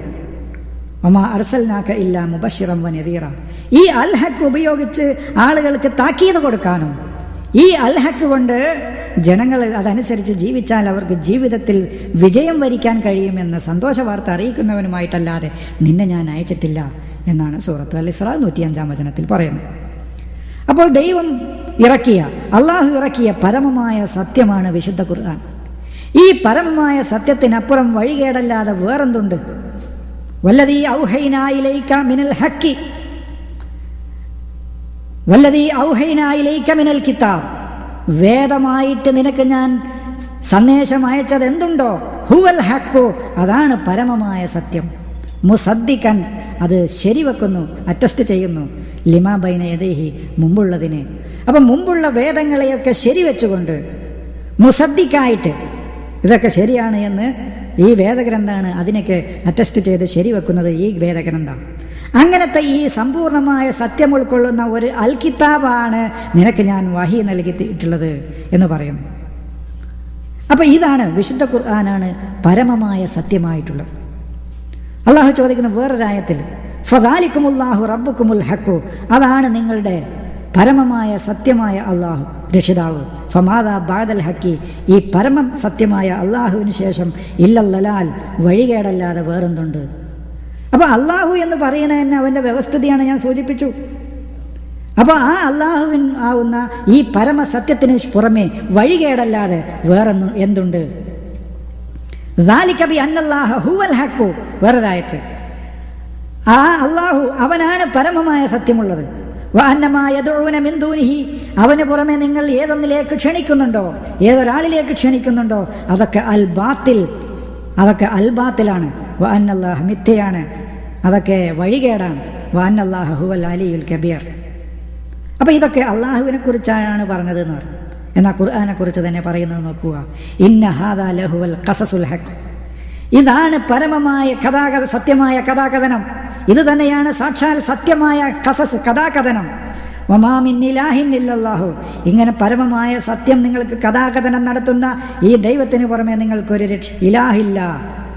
ഇന്ന ഹാദാ ലഹുവ ഹഖുൽ യഖീൻ, തീർച്ചയായും ഇത് തന്നെയാണ് ദൃഢമായ സത്യം. അപ്പൊ അൽ ഹഖ് ഏതിനെ കുറിച്ചാ? ഇന്ന ഹാദാ, ഇത് ഖുർആൻ, ഇന്നഹു ഇത്, തീർച്ചയായും ഇത് ഏതെന്ന് പറഞ്ഞാല് ഈ ഖുർആൻ. എവിടെ ഇന്നഹുമാന്ന് പറഞ്ഞില്ല, ഈ ഖുർആനും ഹദീസുമാണ് എന്ന് പറഞ്ഞിട്ടില്ല. അപ്പൊ പറഞ്ഞിടത്തൊക്കെ ഇന്നഹു തീർച്ചയായും ഇത് എന്ന് പറഞ്ഞത്. അള്ളാഹുവിന് അൽ ഹക്ക് എന്ന് പറഞ്ഞു, അള്ളാഹുവിന്റെ വേദത്തെ അൽ ഹക്ക് എന്ന് പറഞ്ഞു. ആ അൽ ഹക്കാണ് പൂർവ്വവേദങ്ങളെ ശരിവെച്ചുകൊണ്ട് നിന്നിലേക്ക് അവതരിപ്പിക്കപ്പെട്ട അൽ കിതാബ്. ആ അൽ ഹക്കായിട്ടുള്ളതാണ്, പരമമായ സത്യമായിട്ടുള്ളതാണ് അൽ കിതാബ് എന്ന് പറഞ്ഞു. ആ അൽ കിതാബാണ് നിനക്ക് ഞാൻ വഹി നൽകിയിട്ടുള്ളത് എന്നും വിശുദ്ധ ഖുർആനിൽ പറഞ്ഞു. അപ്പൊ ഈ പരമമായ സത്യത്തെയാണ് നമ്മൾ പിന്തുടരേണ്ടത്. ബാക്കിയോ ഈ പരമമായ സത്യത്തിന് പുറമെ വഴികേടല്ലാതെ വേറെ എന്തുണ്ട് എന്ന് അല്ലാഹു ചോദിക്കുകയും ചെയ്തു. ഫമാദാ ബഅദൽ ഹക്കി, ഈ പരമമായ സത്യത്തിന് ശേഷം പിന്നെ എന്താണുള്ളത്? ഇല്ലല്ലലാലു, വഴികേടല്ലാതെ മറ്റൊന്നുണ്ട്. ഫഅന്നാ തുസ്റഫൂൻ, ഈ അല്ലാഹുവിൽ നിന്നും പരമമായ സത്യമായ അല്ലാഹുവിൽ നിന്നും അവന്റെ വേദത്തിൽ നിന്നും പിന്നെ നിങ്ങൾ എവിടേക്കാണ് തിരിഞ്ഞു പോകുന്നത് എന്നാണ് അല്ലാഹു ചോദിക്കുന്നത്. ഇത്രയൊക്കെ വിശദമായിട്ട് അല്ലാഹു നമ്മോട് കാര്യങ്ങൾ പറഞ്ഞു. പരമമായ സത്യത്തോടു കൂടിയാണ് ഈ ഖുർആൻ അവതരിപ്പിച്ചതെന്ന് പറഞ്ഞു. വബിൽ ഹക്കി, പരമമായ സത്യത്തോടു കൂടിയാണ് അൻസൽനാഹു, ഞാൻ ഇതിനെ അവതരിപ്പിച്ചിരിക്കുന്നത്. വബിൽ ഹക്കി, പരമമായ സത്യത്തോടു കൂടിയാണ് നസല, ഈ ഖുർആൻ ഇറങ്ങിയത് എന്നും പറഞ്ഞു. പക്ഷേ ഇങ്ങനെയൊക്കെ പറഞ്ഞിട്ടും ഇത് ഈ അസത്യങ്ങളും ഊഹങ്ങളും അർദ്ധസത്യങ്ങളും ഉൾക്കൊള്ളുന്ന ഗ്രന്ഥങ്ങളെ പിന്നെ എന്തിനാണ് സഹോദരങ്ങളെ നമ്മൾ അന്വേഷിച്ചു പോകുന്നത്? ഇങ്ങനെയൊക്കെ ചോദിക്കുമ്പോൾ ഒരുപാട് സംശയങ്ങളുണ്ട്. ആ സംശയങ്ങൾക്കൊക്കെ നമുക്ക് വഴിക്ക് വഴിയെ ഓരോരോ കാര്യങ്ങൾ പറയാം. അപ്പം ഇന്നതെങ്ങനെ കിട്ടും, മറ്റതെങ്ങനെ കിട്ടും, നിസ്കാരം എങ്ങനെ കിട്ടും, നമ്മൾ ഇവിടെ കിടക്കുമ്പോൾ ഉള്ള ദോഴന്ത്, ഇരിക്കുമ്പോഴുള്ള ദോഴന്ത്, കക്കൂസിൽ എങ്ങനെ, ഇങ്ങനെ ഒരുപാട് സംശയങ്ങൾ. മക്കത്ത് പോയിട്ട് എങ്ങനെ മുട്ടയടിക്കും, ഇങ്ങനെ പല സംശയങ്ങളുണ്ട്. അതൊക്കെ നമുക്ക് ഈ ഖുർആനിന് പുറമെ പ്രമാണം വേണോ വേണ്ടേ എന്നുള്ള കാര്യം തീരുമാനിച്ച ശേഷം ആ കാര്യങ്ങൾ ഓരോന്നും സവിസ്തരം നമുക്ക് വിശദീകരിക്കാം. ഇനി നമുക്ക് അടുത്തത് സൂചിപ്പിക്കാനുള്ളത്, വിശ്വസിക്കേണ്ട ഏക ഹദീസ് അൽ ഖുർആൻ മാത്രമാണ്. ഇതാണിപ്പോൾ ഹദീസ് എന്ന് പറയാറുണ്ട്. ഹദീസിൽ വിശ്വസിക്കണം, ഹദീസിൽ വിശ്വസിക്കാത്തവർ ഹദീസ് നിഷേധികളാണ്, ഹദീസ് വിശ്വസിക്കാത്തവർ ഹദീസ് നിഷേധികളാണ് എന്നൊക്കെ പറഞ്ഞ് പരിഹസിക്കുകയും കളിയാക്കുകയും ചെയ്യുന്ന നമ്മുടെ സമൂഹത്തിലെ പുരോഹിതന്മാരുണ്ട്. അവരോട് നമുക്ക് സൂചിപ്പിക്കാനുള്ളത്, അള്ളാഹു വിശ്വസിക്കാൻ പറഞ്ഞ ഏക ഹദീസ് അൽ ഖുർആൻ മാത്രമേ ഉള്ളൂ. ഹദീസ് എന്ന പദം തന്നെ വിശുദ്ധ വേദത്തിൽ ഖുർആനിന്റെ വിശേഷണമായിട്ടാണ് ഖുർആനിൽ ഉപയോഗിച്ചിട്ടുള്ളത്. എന്നിട്ട് ആ വേദം പോലെയുള്ള ഒന്ന് കൊണ്ടുവരാൻ ബഹുദൈവ വിശ്വാസികളോട് അള്ളാഹു വെല്ലുവിളിക്കുകയും ചെയ്യുന്നു. അം യഖൂലൂന തഖവ്വലഹു, ഈ ഖുർആൻ മുഹമ്മദ് നബി കെട്ടിച്ചമച്ചതാണെന്ന് അവർ പറയുന്നുണ്ടോ? ബൽ, ഇല്ല. പിന്നെയോ ലാ യുഅ്മിനൂൻ, അവർ വിശ്വസിക്കുന്നില്ല. അത് പറയുന്നു നോക്കൂ. സൂറത്ത് 52-ാം വചനത്തിൽ 33-34 വചനത്തിലാണ് പറയുന്നത്. അം യഖൂലൂന, അവർ പറയുകയാണോ? തഖവ്വലഹു, ഇത് സ്വയം തഖവ്വല, സ്വയം പറഞ്ഞുണ്ടാക്കിയതാണ്, മുഹമ്മദ് സ്വയം പറഞ്ഞുണ്ടാക്കിയതാണ് ഈ ഖുർആൻ എന്നാണോ അവർ പറയുന്നത്? ബൽ, അങ്ങനെയല്ല. പിന്നെയോ ലാ യുഅ്മിനൂൻ, അവർ വിശ്വസിക്കുന്നില്ല എന്നതാണ് അവിടുത്തെ പ്രശ്നം. എന്തൊരു വിചിത്രവും അത്ഭുതവും എന്ന് പറയട്ടെ. എന്നിട്ട് അതിന് ശേഷം കൂടി ആയത്തും കൂടി പറഞ്ഞിട്ട് ഞാൻ വിശദീകരിക്കാം. ഫൽയഅ്തു ബിഹദീസിൻ മിസ്ലിഹി, നോക്കൂ, ഫൽയഅ്തു ബിഹദീസിൻ മിസ്ലിഹി, ഈ ഖുർആൻ പോലത്തെ ഒരു ഹദീസ് അവർ കൊണ്ടുവരട്ടെ. ആ വാക്കന്നെ എടുത്ത് ഉപയോഗിച്ചു നമ്മുടെ സമൂഹം. അവിടെയാണ് ഏറ്റവും അത്ഭുതകരമായ കാര്യം. അള്ളാഹു പറയണത് ഈ ഖുർആന് ആ മുഹമ്മദ് നബി സ്വയം നിർമ്മിച്ചതാണെന്നാണോ അവർ പറയുന്നത്?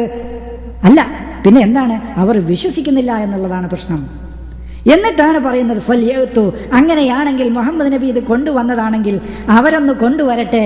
ഇവരും മുഹമ്മദ് നബിയെ പോലെയുള്ള മനുഷ്യരാണല്ലോ, അതുകൊണ്ട് അവരൊന്ന് കൊണ്ടുവരട്ടെ. ബി ഹദീസിൻ മിസ്ലിഹി, ഇതുപോലത്തെ ഒരു ഹദീസ്. ഇൻ കാനൂ സാദിഖീൻ, അവർ സത്യസന്ധന്മാരാണെങ്കിൽ, അവർ സത്യമാണ് പറയുന്നതെങ്കിൽ ഇതുപോലെയുള്ള ഒരു ഹദീസ്, ഈ ഖുർആൻ മുഹമ്മദ് നിർമ്മിച്ചതാണെന്ന് പറയുന്ന ആളുകളാണെങ്കിൽ അവർക്കും മുഹമ്മദിനെ പോലെയുള്ള മനുഷ്യർ തന്നെയാണല്ലോ അവരും. എന്നാൽ ഈ ഖുർആൻ പോലെയുള്ള ഒരു ഹദീസ് അവരൊന്ന് കൊണ്ടുവരട്ടെ. ഈ ഹദീസ് ഈ ഖുർആനിക വചനം നിലവിലിരിക്കെ എൻ്റെ സുഹൃത്തുക്കൾ, എൻ്റെ സഹോദരങ്ങളൊന്ന് ചിന്തിക്കണം. അതേ വാക്ക് തന്നെയാണ് നമ്മുടെ പുരോഹിതന്മാർ, നമ്മുടെ മതപണ്ഡിതന്മാർ എടുത്ത് ഉപയോഗിച്ചത്. ഹദീസ് വേറുണ്ട് എന്ന് അള്ള വെല്ലുവിളിക്കാം. ഈ ഖുർആനിന് പോലെയുള്ള ഒരു ഹദീസ് അവരൊന്ന് കൊണ്ടുവരട്ടെ, ഒരു ഹദീസ് അവർ കൊണ്ടുവരട്ടെ. എന്നാൽ ഇവർ ഖുർആനിന് പുറമേയുള്ള ഹദീസിലാണ്. ഖുർആനിനെ പോലെയല്ല ഇപ്പം ഹദീസിൻ്റെ സ്ഥാനം. ഇപ്പം നിങ്ങൾ നമ്മുടെ സമൂഹത്തിൻ്റെ, നമ്മുടെ പണ്ഡിതന്മാരുടെ മുമ്പിൽ ഒരു ഖുർആനിക വചനവും വെച്ചു, ഒരു ഹദീസും വെച്ചു, നമ്മുടെ പണ്ഡിതന്മാർ ഹദീസ് എടുക്കുക. അതിനവർ പറയുന്ന ന്യായം എന്താണെന്നോ? ഖുർആൻ നമുക്ക് മനസ്സിലാവൂല, ഹദീസേ മനസ്സിലാവുള്ളൂ. ഈ ഹദീസിൻ്റെ പ്രത്യേകത എന്താണെന്ന് പറഞ്ഞാൽ വായനയിൽ പോലും തർക്കമാണ്. രണ്ടും അറബിയാണ്, ഹദീസും അറബിയാണ്, ഖുർആനും അറബിയാണ്.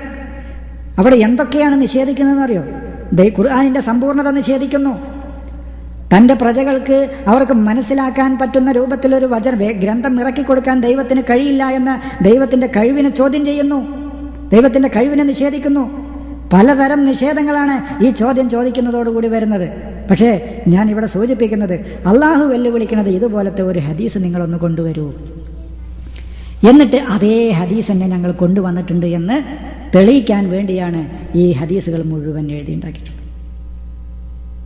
ഈ ഹദീസുകൾ ആ പേരെങ്കിലും ഒന്ന് മാറ്റി കൊടുത്തിട്ടുണ്ടെങ്കിൽ നമുക്ക് ഒരു സമാധാനം ഉണ്ടായിരുന്നു.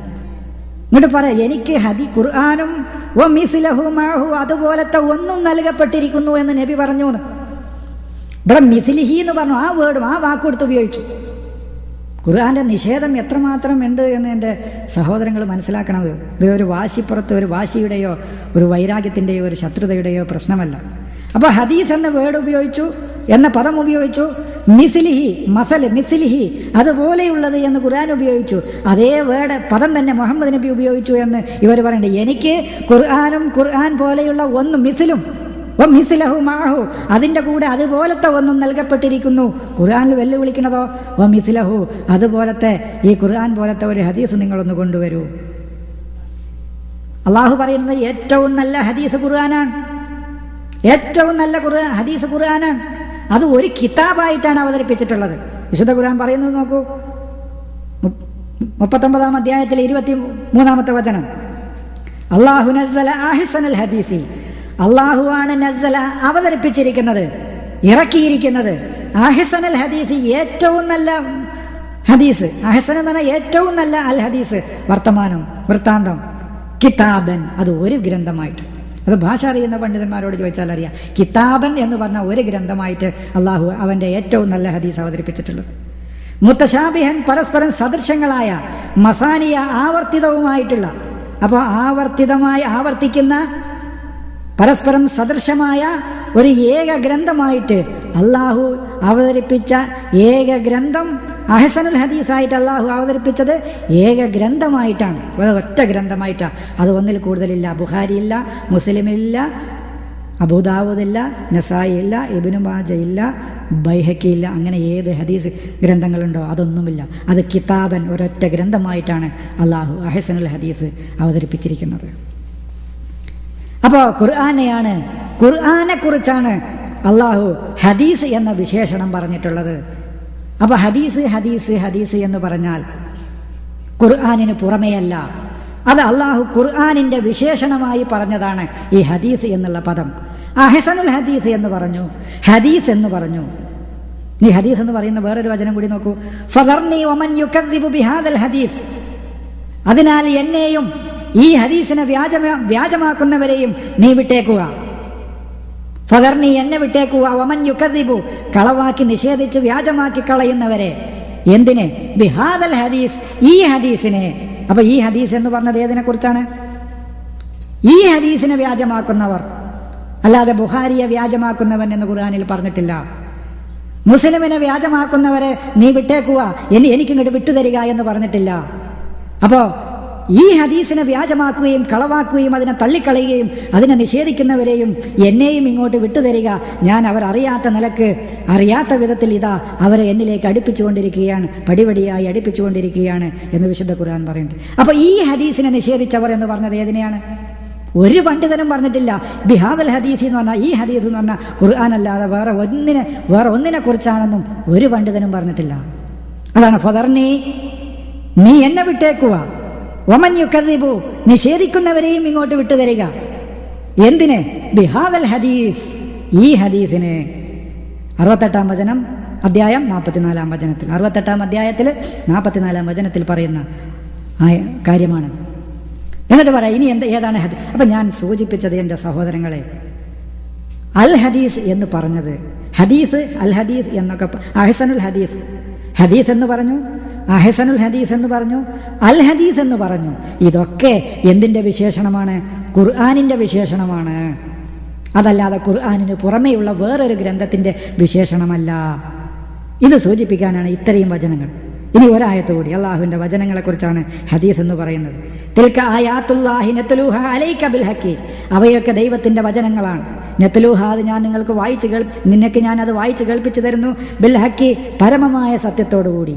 ഫബിഹയ്യി ഹദീസിൻ, ഇങ്ങനെ വായിച്ച് പരമസത്യത്തോടുകൂടി വായിച്ച് കേൾപ്പിക്കപ്പെടുന്ന ഈ അള്ളാഹുവിൻ്റെ ഈ ഹദീസിനും ആ അള്ളാഹുവിന് ശേഷവും ആയാത്തിഹി, അവൻ്റെ വചനങ്ങൾക്ക് ശേഷവും പിന്നെ വേറെ ഏത് ഹദീസിലാണ്? അപ്പൊ ഇതാണ് ഹദീസ്. ഇനി വേറെ ഏത് ഹദീസിലാണ് അവർ വിശ്വസിക്കുന്നത്? ചോദ്യമാണത്. ഫബി അയ്യി ഹദീസിൻ, ഏതൊരു ഹദീസിലാണ്? തിൽക്ക, ചൂണ്ടുന്നത് എവിടേക്കാണ്? അള്ളാഹുവിൻ്റെ വചനങ്ങളിലേക്കാണ് ചൂണ്ടുന്നത്, അല്ലാതെ ബുഖാരിയിലേക്കല്ല, മുസ്ലിമിലേക്കല്ല, അല്ലെങ്കിൽ മറ്റേതെങ്കിലും ഹദീസ് ഗ്രന്ഥങ്ങളിലേക്കല്ല തിൽക്ക എന്ന് ചൂണ്ടുന്നത്. തിൽക്ക, അവ, ഏവ, ഇപ്പൊ മുകളിൽ പറഞ്ഞതൊക്കെ ആയാത്തുല്ലാഹി, ദൈവത്തിന്റെ വചനങ്ങളാണ്. നത്ലുഹ അലൈക ബിൽ ഹഖി, ഇതൊക്കെ നിനക്ക് പരമമായ സത്യത്തോടുകൂടിയാണ് ഞാൻ നിനക്ക് ഇതൊക്കെ വായിച്ചു തരുന്നത്. അതുകൊണ്ട് ഫബി അയ്യി ഹദീസിൻ ബഅദല്ലാഹി, അങ്ങനെയുള്ള ആ അള്ളാഹുവിൻ്റെയും ആയാത്തിഹി, അവൻ്റെ വചനങ്ങളുടെയും ശേഷം പിന്നെ നിങ്ങൾ ഏതൊരു ഹദീസിലാണ് യുഅ്മിനൂൻ, വിശ്വസിക്കുന്നത്? എന്നിട്ട് പറയണം വൈലുല്ലി കുല്ലി അഫാക്കിൻ നസീം, പാപികളായ സർവ്വ നുണയന്മാർക്കും മഹാനാശം. പാപികളായ, ഇങ്ങനെ ഈ ഖുർആനിന് പുറമെ അള്ളാഹുവിൻ്റെ പേരിൽ ഇഫ്ക്ക് മറ്റു വല്ലതും കറ്റുകെട്ടി കളവ് ചമച്ചുണ്ടാക്കി അങ്ങനെ ചെയ്യുന്ന സർവ്വ പാപികളായ ആളുകൾക്കാണ് സർവനാശവും എന്നാണ് അള്ളാഹു പറയുന്നത്. മറ്റൊരു വചനത്തിൽ അള്ളാഹു, ഇത് ഇപ്പം ഞാൻ വായിച്ചു കേൾപ്പിച്ചത് 45-ാം വചനം അധ്യായം 7-ാം വചനത്തിൽ, 45-ാം അധ്യായത്തിൽ 7-ാം വചനം, മറ്റൊരു ഹദീസ് സ്ഥിരം നാം കേൾക്കുന്ന ഒരു വചനമാണത്. ഫബി അയ്യി ഹദീസിൻ ബഅദഹു യുഅ്മിനൂൻ, സ്ഥിരം മൗലവിയുടെ ഒരു പുസ്തകത്തിന്റെ തലക്കെട്ടായിട്ട് തന്നെ കൊടുത്തിട്ടുള്ളത് ഈ ആയത്താണ്. ഫബി അയ്യി ഹദീസിൻ ബഅദഹു യുഅ്മിനൂൻ, ബഅദഹു എന്ന് പറഞ്ഞാൽ ഈ ഖുർആനിന് പുറമെ, ഈ ഖുർആനിന് ശേഷം വേറെ ഏതൊരു ഹദീസിലാണ് അവർ വിശ്വസിക്കുന്നത്? അപ്പോൾ ഇത്രയും വചനങ്ങൾ ഞാൻ സൂചിപ്പിച്ചത് ഖുർആനിൻ്റെ വിശേഷണമായിട്ടാണ് അൽ ഹദീസ് എന്നും ഹദീസ് എന്നും അഹ്സനുൽ ഹദീസ് എന്നും ഒക്കെ അള്ളാഹു പറഞ്ഞിട്ടുള്ളത്. ഇനി ഇതിന് പുറമെ അള്ളാഹു ഒരു ഹദീസ് പറഞ്ഞത് ലഹുവൽ ഹദീസ്, വാർത്താവിനോദം. അത് ആ ലഹുവൽ ഹദീസിൻ്റെ പിറകെ പോകുന്നത് അള്ളാഹുവിൻ്റെ മാർഗത്തിൽ നിന്ന് ആളുകളെ തെറ്റിക്കാൻ വേണ്ടിയിട്ടാണ്.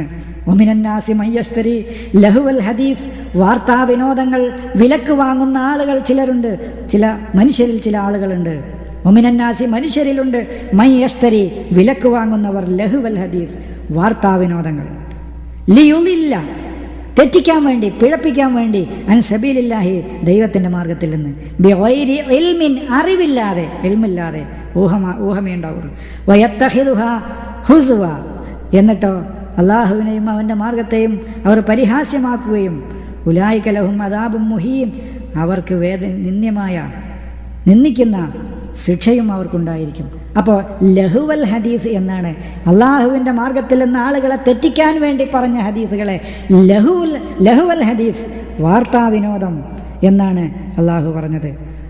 മറിച്ച് ഹദീസ് എന്നും അഹ്സനുൽ ഹദീസ് എന്നും, അഹ്സനിൻ്റെ വിപരീതം പിന്നുണ്ടായ അക്ബഹാണ്, ഏറ്റവും ചീത്തായ എന്നുള്ള. അപ്പോൾ നമുക്ക് ഈ അഹ്സനുൽ ഹദീസായിട്ട് ഏറ്റവും നല്ല ഹദീസ് എന്ന് അള്ളാഹു നമുക്ക് പറഞ്ഞു തന്ന, അൽ ഹദീസ് എന്ന് നമുക്ക് പറഞ്ഞു തന്ന, ഹദീസ് എന്ന് നമുക്ക് അള്ളാഹു പറഞ്ഞു തന്ന ആ ഖുർആൻ സ്വീകരിക്കാം. ആ ഖുർആൻ മാത്രമേ പരമമായ സത്യമായിട്ടുള്ളൂ എന്നാണ് അള്ളാഹു പറയുന്നത്.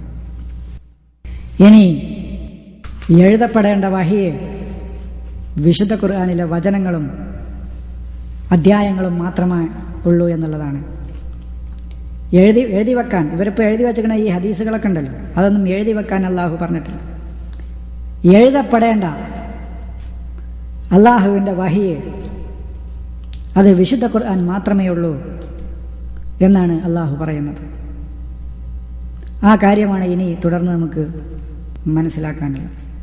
അള്ളാഹു പറയുന്നു, ബഹുദൈവ വിശ്വാസികളെ, ഖുർആനിലെ അധ്യായങ്ങൾക്കോ വചനങ്ങൾക്കോ തുല്യമായതൊന്ന് കൊണ്ടുവരാൻ ബഹുദൈവ വിശ്വാസികളെ വെല്ലുവിളിക്കുന്നത് ഒന്ന് നോക്കൂ. വൈൻ കുന്തും ഫി റൈബിൻ മിമ്മാ നസ്സൽനാ അലാ അബ്ദിനാ, എൻ്റെ ദാസന്റെ മേൽ അവതരിപ്പിച്ചു കൊടുത്ത, ഇറക്കിക്കൊടുത്ത ഈ ഗ്രന്ഥത്തിൽ നിങ്ങൾക്ക് വല്ല സംശയവുമുണ്ടെങ്കിൽ ഫഅ്തു ബി സൂറത്തിൻ മിൻ മിസ്ലിഹി, ഇതുപോലെയുള്ള ഒരു അധ്യായം നിങ്ങളൊന്ന് കൊണ്ടുവരിക. വദഉ ശുഹദാഅക്കും, നിങ്ങൾക്ക് സാക്ഷികളെയും നിങ്ങൾ ക്ഷണിക്കുക, മിൻ ദൂനില്ലാഹി, ദൈവത്തിന് പുറമെയുള്ള സാക്ഷികളെയും, ഇൻ കുന്തും സാദിഖീൻ, നിങ്ങൾ സത്യസന്ധന്മാരാണ്. അപ്പോൾ നോക്കൂ, ഇവിടെ മുഹമ്മദ് നബിക്ക് അവതരിപ്പിച്ചു കൊടുത്തത് ഈ സൂറത്താണെന്ന് കിട്ടി. കാരണം സൂറത്തുകൾ അടങ്ങുന്ന അധ്യായങ്ങൾ, ഖുർആനിലെ സൂറത്ത് എന്ന് പറയുന്നത് ഹദീസിലെ ഏതെങ്കിലും ഒന്നിന് സൂറത്ത് എന്ന് പറയലുണ്ടോ? അപ്പം മുഹമ്മദ് നബിക്ക് അവതരിപ്പിച്ചു കൊടുത്തത് ഈ സൂറത്തുകൾ അടങ്ങുന്ന കിതാബാണ്. അതുകൊണ്ടാണ് പറഞ്ഞത് ഇതുപോലത്തെ ഒരു സൂറത്ത് നിങ്ങൾ കൊണ്ടുവരി. ഈ വെല്ലുവിളി ഒരു ഹദീസിനെ സംബന്ധിച്ചില്ല. അപ്പം മുഹമ്മദ് നബിക്ക് അള്ളാഹു നസ്സൽനാ അലാ അബ്ദിന എന്ന് പറഞ്ഞത് സൂറത്തുകൾ അടങ്ങുന്ന, അധ്യായങ്ങൾ അടങ്ങുന്ന അവൻ്റെ വേദഗ്രന്ഥമാണ്. ആ അധ്യായങ്ങളാകട്ടെ അവൻ്റെ വചനങ്ങളടങ്ങിയതുമാണ്. അപ്പോൾ വചനങ്ങളടങ്ങിയ അധ്യായങ്ങളും അധ്യായങ്ങളടങ്ങുന്ന ഒരു വേദവും ഇതുപോലെയുള്ള ആയത്തുകളോ അധ്യായങ്ങളോ കൊണ്ടുവരാനുമല്ലാതെ അള്ളാഹു ബഹുദൈവ വിശ്വാസികളെ വെല്ലുവിളിച്ചിട്ടില്ല. അപ്പോൾ മുഹമ്മദ് നബി ജനങ്ങളെ വെല്ലുവിളിക്കുന്നത് ഇതുപോലത്തെ ഒന്ന് കൊണ്ടുവരാൻ. എന്നാൽ ഞാൻ നേരത്തെ സൂചിപ്പിച്ചല്ലോ, ഇതുപോലത്തെ ഒന്ന് എനിക്ക് നൽകപ്പെട്ടിട്ടുണ്ട്, ഖുർആന് പുറമെ ഇതുപോലത്തെ മറ്റൊന്നുകൂടി എനിക്ക് നൽകപ്പെട്ടിരിക്കുന്നു എന്ന് നബി പറഞ്ഞിട്ടുണ്ടെന്ന്. അതുപോലെയുള്ള ഒന്ന് ഇത് വെല്ലുവിളി നടത്തുന്ന ഇതേ പ്രവാചകന്റെ നാവ് കൊണ്ട് തന്നെ ഈ പ്രവാചകനോട് വെല്ലുവിളിക്കാൻ പറയാം. സൂറത്തിൻ മിൻ മിസ്ലിഹി, ഇതുപോലെയുള്ള ഒരു സൂറത്ത്, ഒരു അധ്യായം നിങ്ങളൊന്ന് കൊണ്ടുവരൂ. അതേ പ്രവാചകൻ തന്നെ പറയാം, എനിക്ക് ഖുർആന് പുറമെ മറ്റൊന്നുകൂടി നൽകപ്പെട്ടിരിക്കുന്നു എന്ന്. അതൊരിക്കലും ഉണ്ടാവൂല. നമ്മുടെ നബി അങ്ങനെ, ഇവർ പറയുന്ന രൂപത്തിലൊന്നുമല്ല നമ്മുടെ റസൂലുള്ള. അള്ളാൻ്റെ റസൂലായ നമ്മുടെ നബി വൈരുദ്ധ്യങ്ങൾ പറയില്ല, പറഞ്ഞതിനെ തിരുത്തി പറയില്ല, അതിന് വിപരീതം പറയില്ല. എന്നാൽ ഈ ഹദീസുകൾ വായിച്ചാലോ വൈരുദ്ധ്യങ്ങളുടെ ഒരു കൂമ്പാരാണ്. വൈരുദ്ധ്യങ്ങൾ മാത്രം നിറഞ്ഞ ഹദീസ് ഗ്രന്ഥങ്ങളെ കൊണ്ട് ഒരു വൈരുദ്ധ്യവുമില്ലാത്ത സമ്പൂർണമായ സത്യത്തെ വിശദീകരിക്കണമെന്ന് പറയുന്നതിലെ യുക്തി തന്നെ നമുക്ക് മനസ്സിലാവുന്നില്ല. എന്ത് യുക്തിയാണ് അതിലുള്ളത് എന്ന്. അപ്പം മുഹമ്മദ് നബി അങ്ങനെയൊന്നും പറയില്ല. ഇവരുടെ നബി അങ്ങനെ പറയാം, ഒരു സ്ഥലത്തൊന്ന് പറയാം, ഒരു സിമ്പിൾ ചെറിയ കാര്യം പറയാം. നബി അമറന ഞങ്ങളോട് കൽപ്പിച്ചു ഒതുണ്ടാക്കാൻ, എല്ലാ നമസ്കാര സമയങ്ങളിലും ഒതുണ്ടാക്കാൻ നബി ഞങ്ങളോട് കൽപ്പിച്ചു.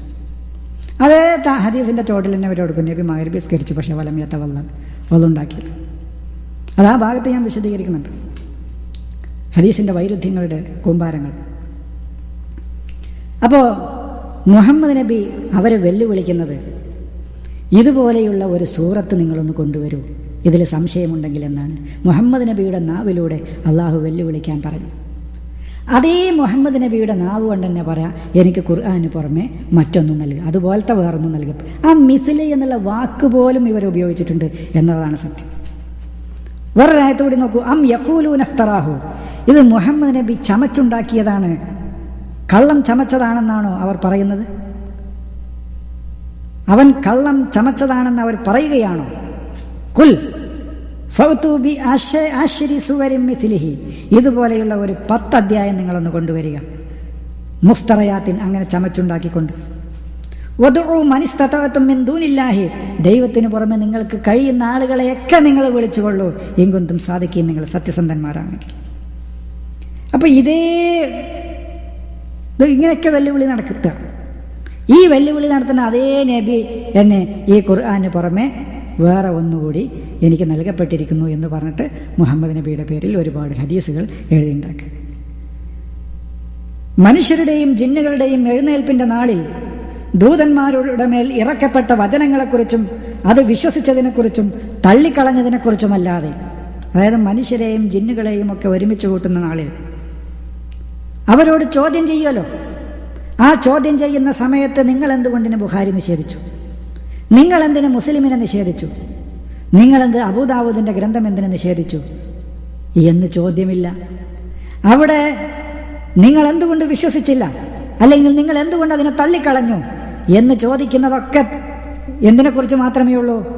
അവന്റെ വചനങ്ങളെക്കുറിച്ച്, ഖുർആനാവുന്ന ഖുർആനിനെ കുറിച്ച്, വേദത്തെക്കുറിച്ച്, അതിലെ വചനങ്ങളെക്കുറിച്ചല്ലാതെ നിങ്ങൾ എന്തിനാണ് ഹദീസിനെ നിഷേധിച്ചത്, നിങ്ങൾ എന്തിനാണ് ബുഖാരി എഴുതി വെച്ച ഹദീസുകളെ നിഷേധിച്ചത് എന്ന രൂപത്തിൽ ചോദ്യം ചെയ്യുന്നതായിട്ട് ഖുർആനിൽ എവിടെയുമില്ല.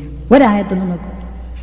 യാ മാശറൽ ജിന്നി വൽ ഇൻസ്, ജിന്നിന്റെയും മനുഷ്യരുടെയും കൂട്ടമേ, അലം യഅതികും റുസുലും മിൻകും, നിങ്ങൾക്ക് ദൂതന്മാർ വന്നിരുന്നില്ലേ, യഖസ്സൂന അലൈക്കും, നിങ്ങൾക്ക് കഥാകഥനം നടത്തിക്കൊണ്ട്, നിങ്ങൾക്ക് വിശദീകരിച്ചുകൊണ്ട്, ആയാത്തി, എൻ്റെ വചനങ്ങൾ.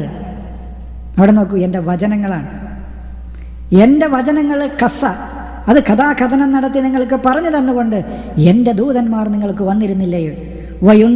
വയുന്ദിറൂനക്കും ലിഖാഅ യൗമിക്കും ഹാദാ, ഇതുപോലെയുള്ള ഒരു ദിനത്തിൻ്റെ കൂടിക്കാഴ്ചയെക്കുറിച്ച് മുന്നറിയിപ്പ് നൽകിക്കൊണ്ടും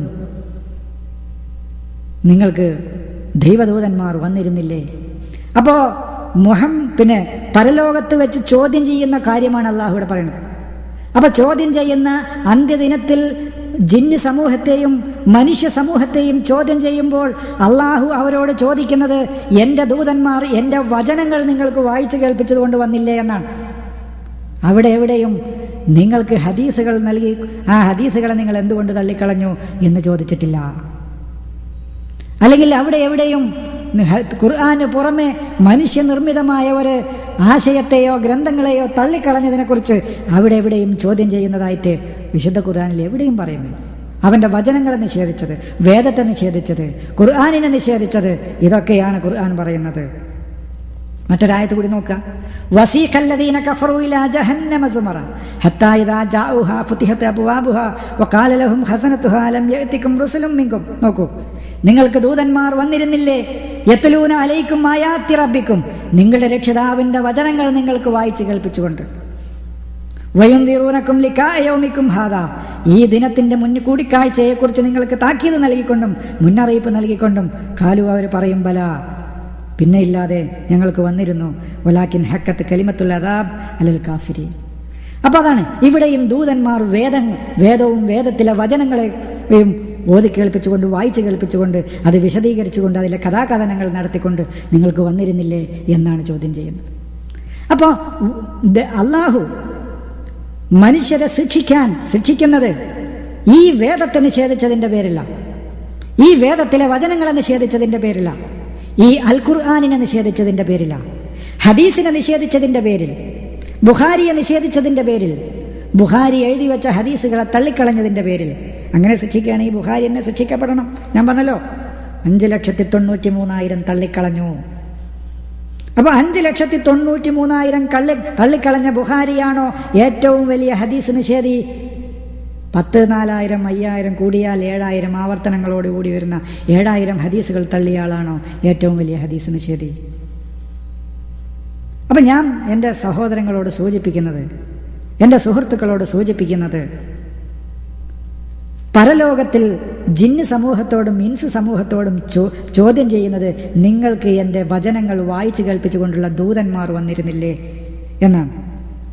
അപ്പോൾ ചുരുക്കത്തിൽ ദൈവദൂതന്മാർ ജനങ്ങൾക്ക് വായിച്ചു കേൾപ്പിച്ചിരുന്നത് ദൈവിക വേദത്തിലെ അധ്യായങ്ങളും വചനങ്ങളുമായിരുന്നു എന്ന് വളരെ വ്യക്തമായി.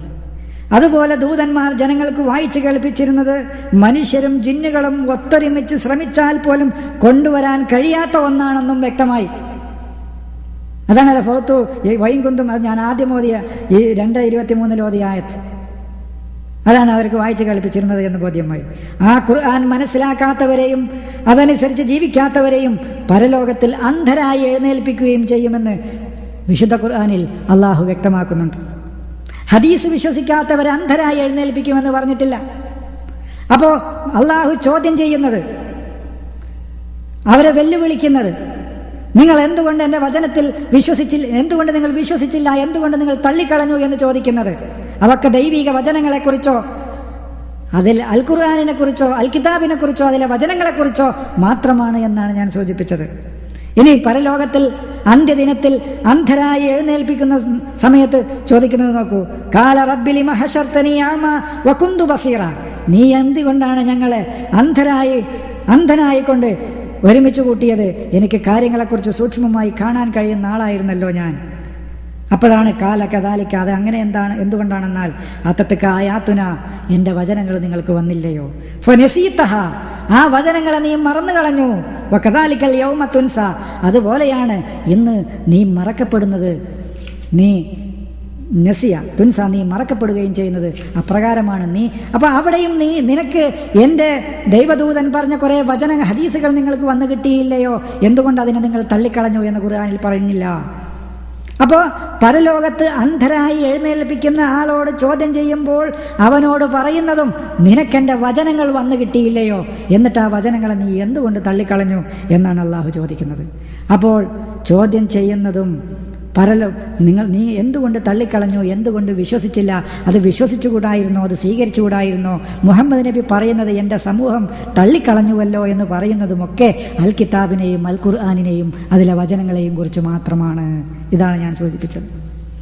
ഒരു സ്ഥലത്തും ഈ അൽ ഖുർആനിന് പുറമെ അൽ കിതാബിന് പുറമെ അതിലെ വചനങ്ങൾക്ക് പുറമെ അതിലെ അധ്യായങ്ങൾക്ക് പുറമെ വേറെ ഏതെങ്കിലും ഒരു ഗ്രന്ഥത്തെയോ അതിലെ വർത്തമാനങ്ങളെയോ അതിൽ എഴുതി വെച്ച കാര്യങ്ങളെയോ തള്ളിക്കളഞ്ഞത് എന്തുകൊണ്ട് എന്ന് ചോദിക്കുന്നതായിട്ട് വിശുദ്ധ ഖുർആനിൽ എവിടെയുമില്ല.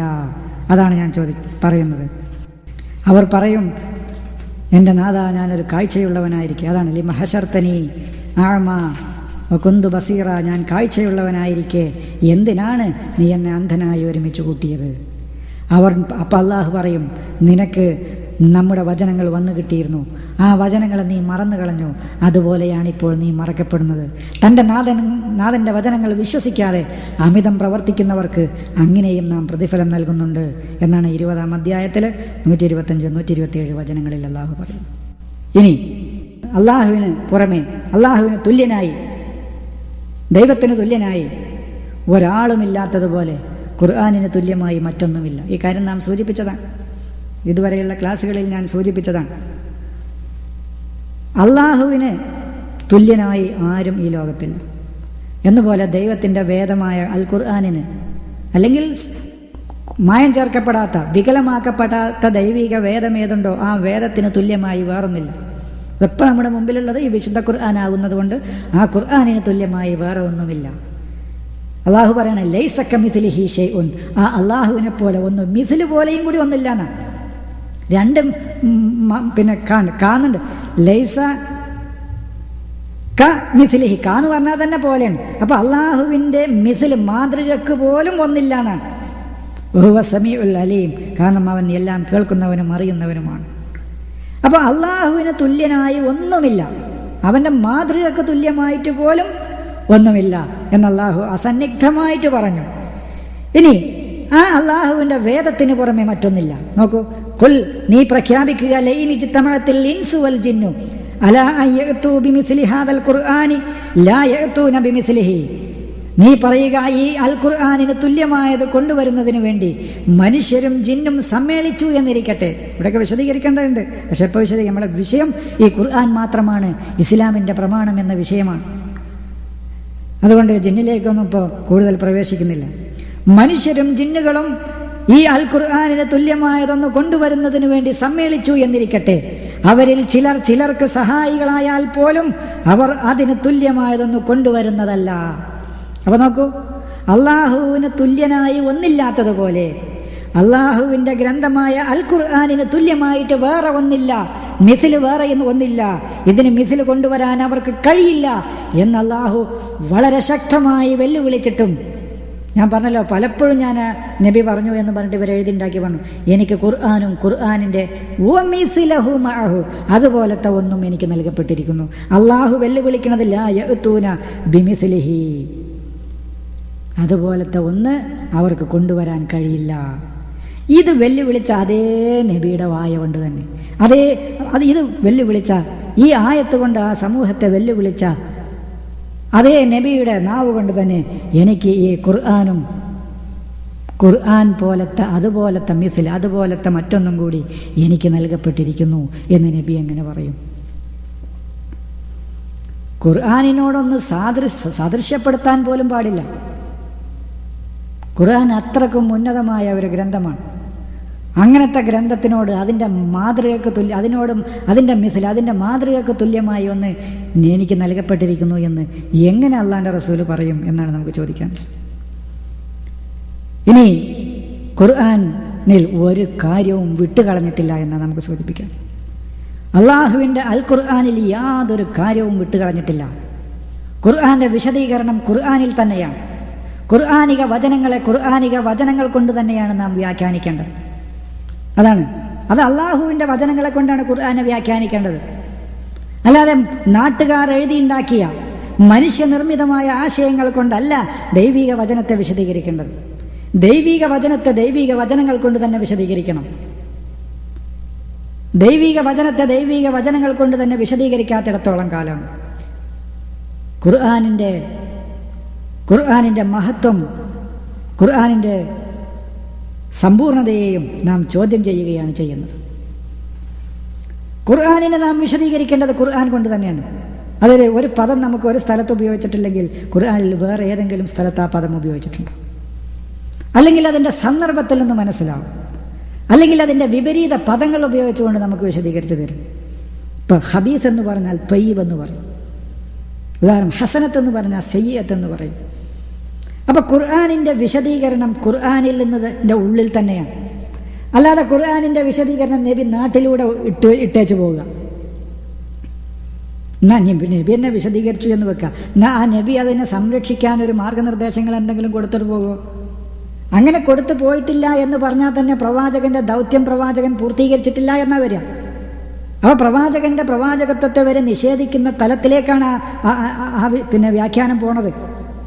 അങ്ങനെ ഈ പറയുന്ന ഹദീസുകളൊക്കെ പ്രവാചകൻ ഈ ഖുർആനിൻ്റെ വിശദീകരണമായിട്ട് നൽകിയതാണെങ്കിൽ നമുക്ക് ചോദിക്കാനുള്ളത്, അങ്ങനെയാണെങ്കിൽ എന്തുകൊണ്ട് പ്രവാചകൻ അത് സംരക്ഷിക്കാനുള്ള ഒരു മാർഗനിർദ്ദേശം അല്ലെങ്കിൽ പ്രവാചകൻ അത് എഴുതി വെച്ച് സംരക്ഷിച്ചില്ല? എന്തുകൊണ്ട്? അത് മുഹമ്മദ് നബിയുടെ റിസാലത്തിൻ്റെ ഒരു ഭാഗമാണെങ്കിൽ, ഈ ബുഖാരിയും ഈ മുസ്ലിമും അതുപോലെയുള്ള ഹദീസ് ഗ്രന്ഥങ്ങളൊക്കെ പ്രവാചകന്റെ പ്രബോധനത്തിൻ്റെ റിസാലത്തിൻ്റെ സന്ദേശം എത്തിക്കലിൻ്റെ ഒരു ഭാഗമാണെങ്കിൽ എന്തുകൊണ്ട് അത് തെറ്റുകളിൽ നിന്ന് സംരക്ഷിക്കാൻ പറ്റുന്ന രൂപത്തിൽ അത് സംരക്ഷിക്കപ്പെട്ടില്ല? അതിനൊരു മാർഗനിർദ്ദേശം അള്ളാഹുവോ അവൻ്റെ ദൂതനോ എന്തുകൊണ്ട് വെച്ചില്ല? ഇവർ പറയുന്ന ന്യായങ്ങളൊക്കെ വേറുണ്ട്, അത് ഞാൻ പിന്നീട് വിശദീകരിച്ചു തരാം. അത് കൂടിക്കലർന്ന് പേടിച്ചിട്ടാണ്. കൂടിക്കലർന്നുള്ളത് പേടിച്ചിട്ടാണെന്ന് പറഞ്ഞപ്പോൾ കൂടിക്കലർന്നിട്ടില്ല. അക്ഷരങ്ങളിലുള്ള കൂടിക്കലരലാണല്ലോ, ആശയത്തിലുള്ള കൂടിക്കലരലാണോ ഏറ്റവും കൂടുതൽ ഭയാനകം? ഏറ്റവും കൂടുതൽ പേടിക്കേണ്ടത് ഏത് കൂടിക്കലരലാണ്? ആശയത്തിലുള്ള കൂടിക്കലരലല്ലേ? ഇന്ന് ഒരു സാധാരണ വിശ്വാസിയെ വിളിച്ചിട്ട് നീ ഖുർആനിൽ പറയുന്ന കാര്യങ്ങൾ നിന്റെ ജീവിതത്തിൽ വിശ്വസിക്കുകയും അനുഷ്ഠിക്കുകയും ചെയ്യുന്ന കാര്യങ്ങൾ ഏതൊക്കെയാണ്? ഹദീസുകളിലൂടെ നീ വിശ്വസിക്കുകയും അനുഷ്ഠിക്കുകയും ചെയ്യുന്ന കാര്യങ്ങൾ, നിന്റെ ജീവിതത്തിൽ അനുഷ്ഠിക്കുകയും ചെയ്യുന്ന കാര്യങ്ങൾ ഏതൊക്കെയാണ് എന്നൊന്ന് വേർതിരിച്ച് പറഞ്ഞാൽ കഴിയില്ല. അപ്പോൾ ഇത് കൂടിക്കലർന്നില്ലേ? ഇത് കൂടി അള്ളാഹുവിൻ്റെ ദൂതൻ ഏതൊന്ന് ഭയപ്പെട്ടോ അപ്പോൾ അത് നടന്നില്ലേ? അപ്പോൾ അള്ളാഹുവിൻ്റെ ദൂതൻ അതൊന്നും ചെയ്യില്ല.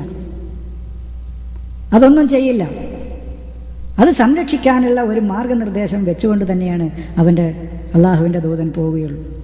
അല്ലെങ്കിൽ അള്ളാഹുവിൻ്റെ ദൂതൻ ദൗത്യം പൂർത്തീകരിച്ചിട്ടില്ല എന്നാണ് വരിക. ഇത് സംരക്ഷിക്കാനുള്ള ഒരു വഴി പ്രവാചകൻ നമുക്ക് നിർദ്ദേശിച്ചു തരാതെ ഭൂമിയിലൂടെ വിതറിപ്പോവുക. 1250 കൊല്ലം കഴിഞ്ഞ് ഇറാനിൻ്റെയും സോവിയറ്റ് റഷ്യയുടെയും അതിർത്തി പ്രദേശങ്ങളിൽ നിന്ന് കുറച്ച് ആളുകൾ വരിക, എന്നിട്ട് ഇത് പൂർത്തീകരിക്കുക. ഭൂമിയിൽ നിന്ന് ഇങ്ങനെ അലഞ്ഞു നടന്ന് മാന്തിയെടുക്കുക. അഖ്റജഹു ബുഖാരി എന്നല്ലേ, മാന്തി എടുക്കുക, മാന്തി പുറത്തെടുക്കുക. ഈ രൂപത്തിലാണോ ഖുർആനിൻ്റെ വിശദീകരണം വേണ്ടത്? അള്ളാഹു പറയുന്നത് നോക്കൂ, ഇന്നല്ലദീന യക്തുമൂന മാ അൻസൽനാ മിനൽ ബയ്യിനാതി വൽ ഹുദാ മിനൽ ബയ്യിനാതി വൽ ഹുദാ മിനൽ ബയ്യിനാതി വൽ ഹുദാ മിനൽ ബയ്യിനാതി വൽ ഹുദാ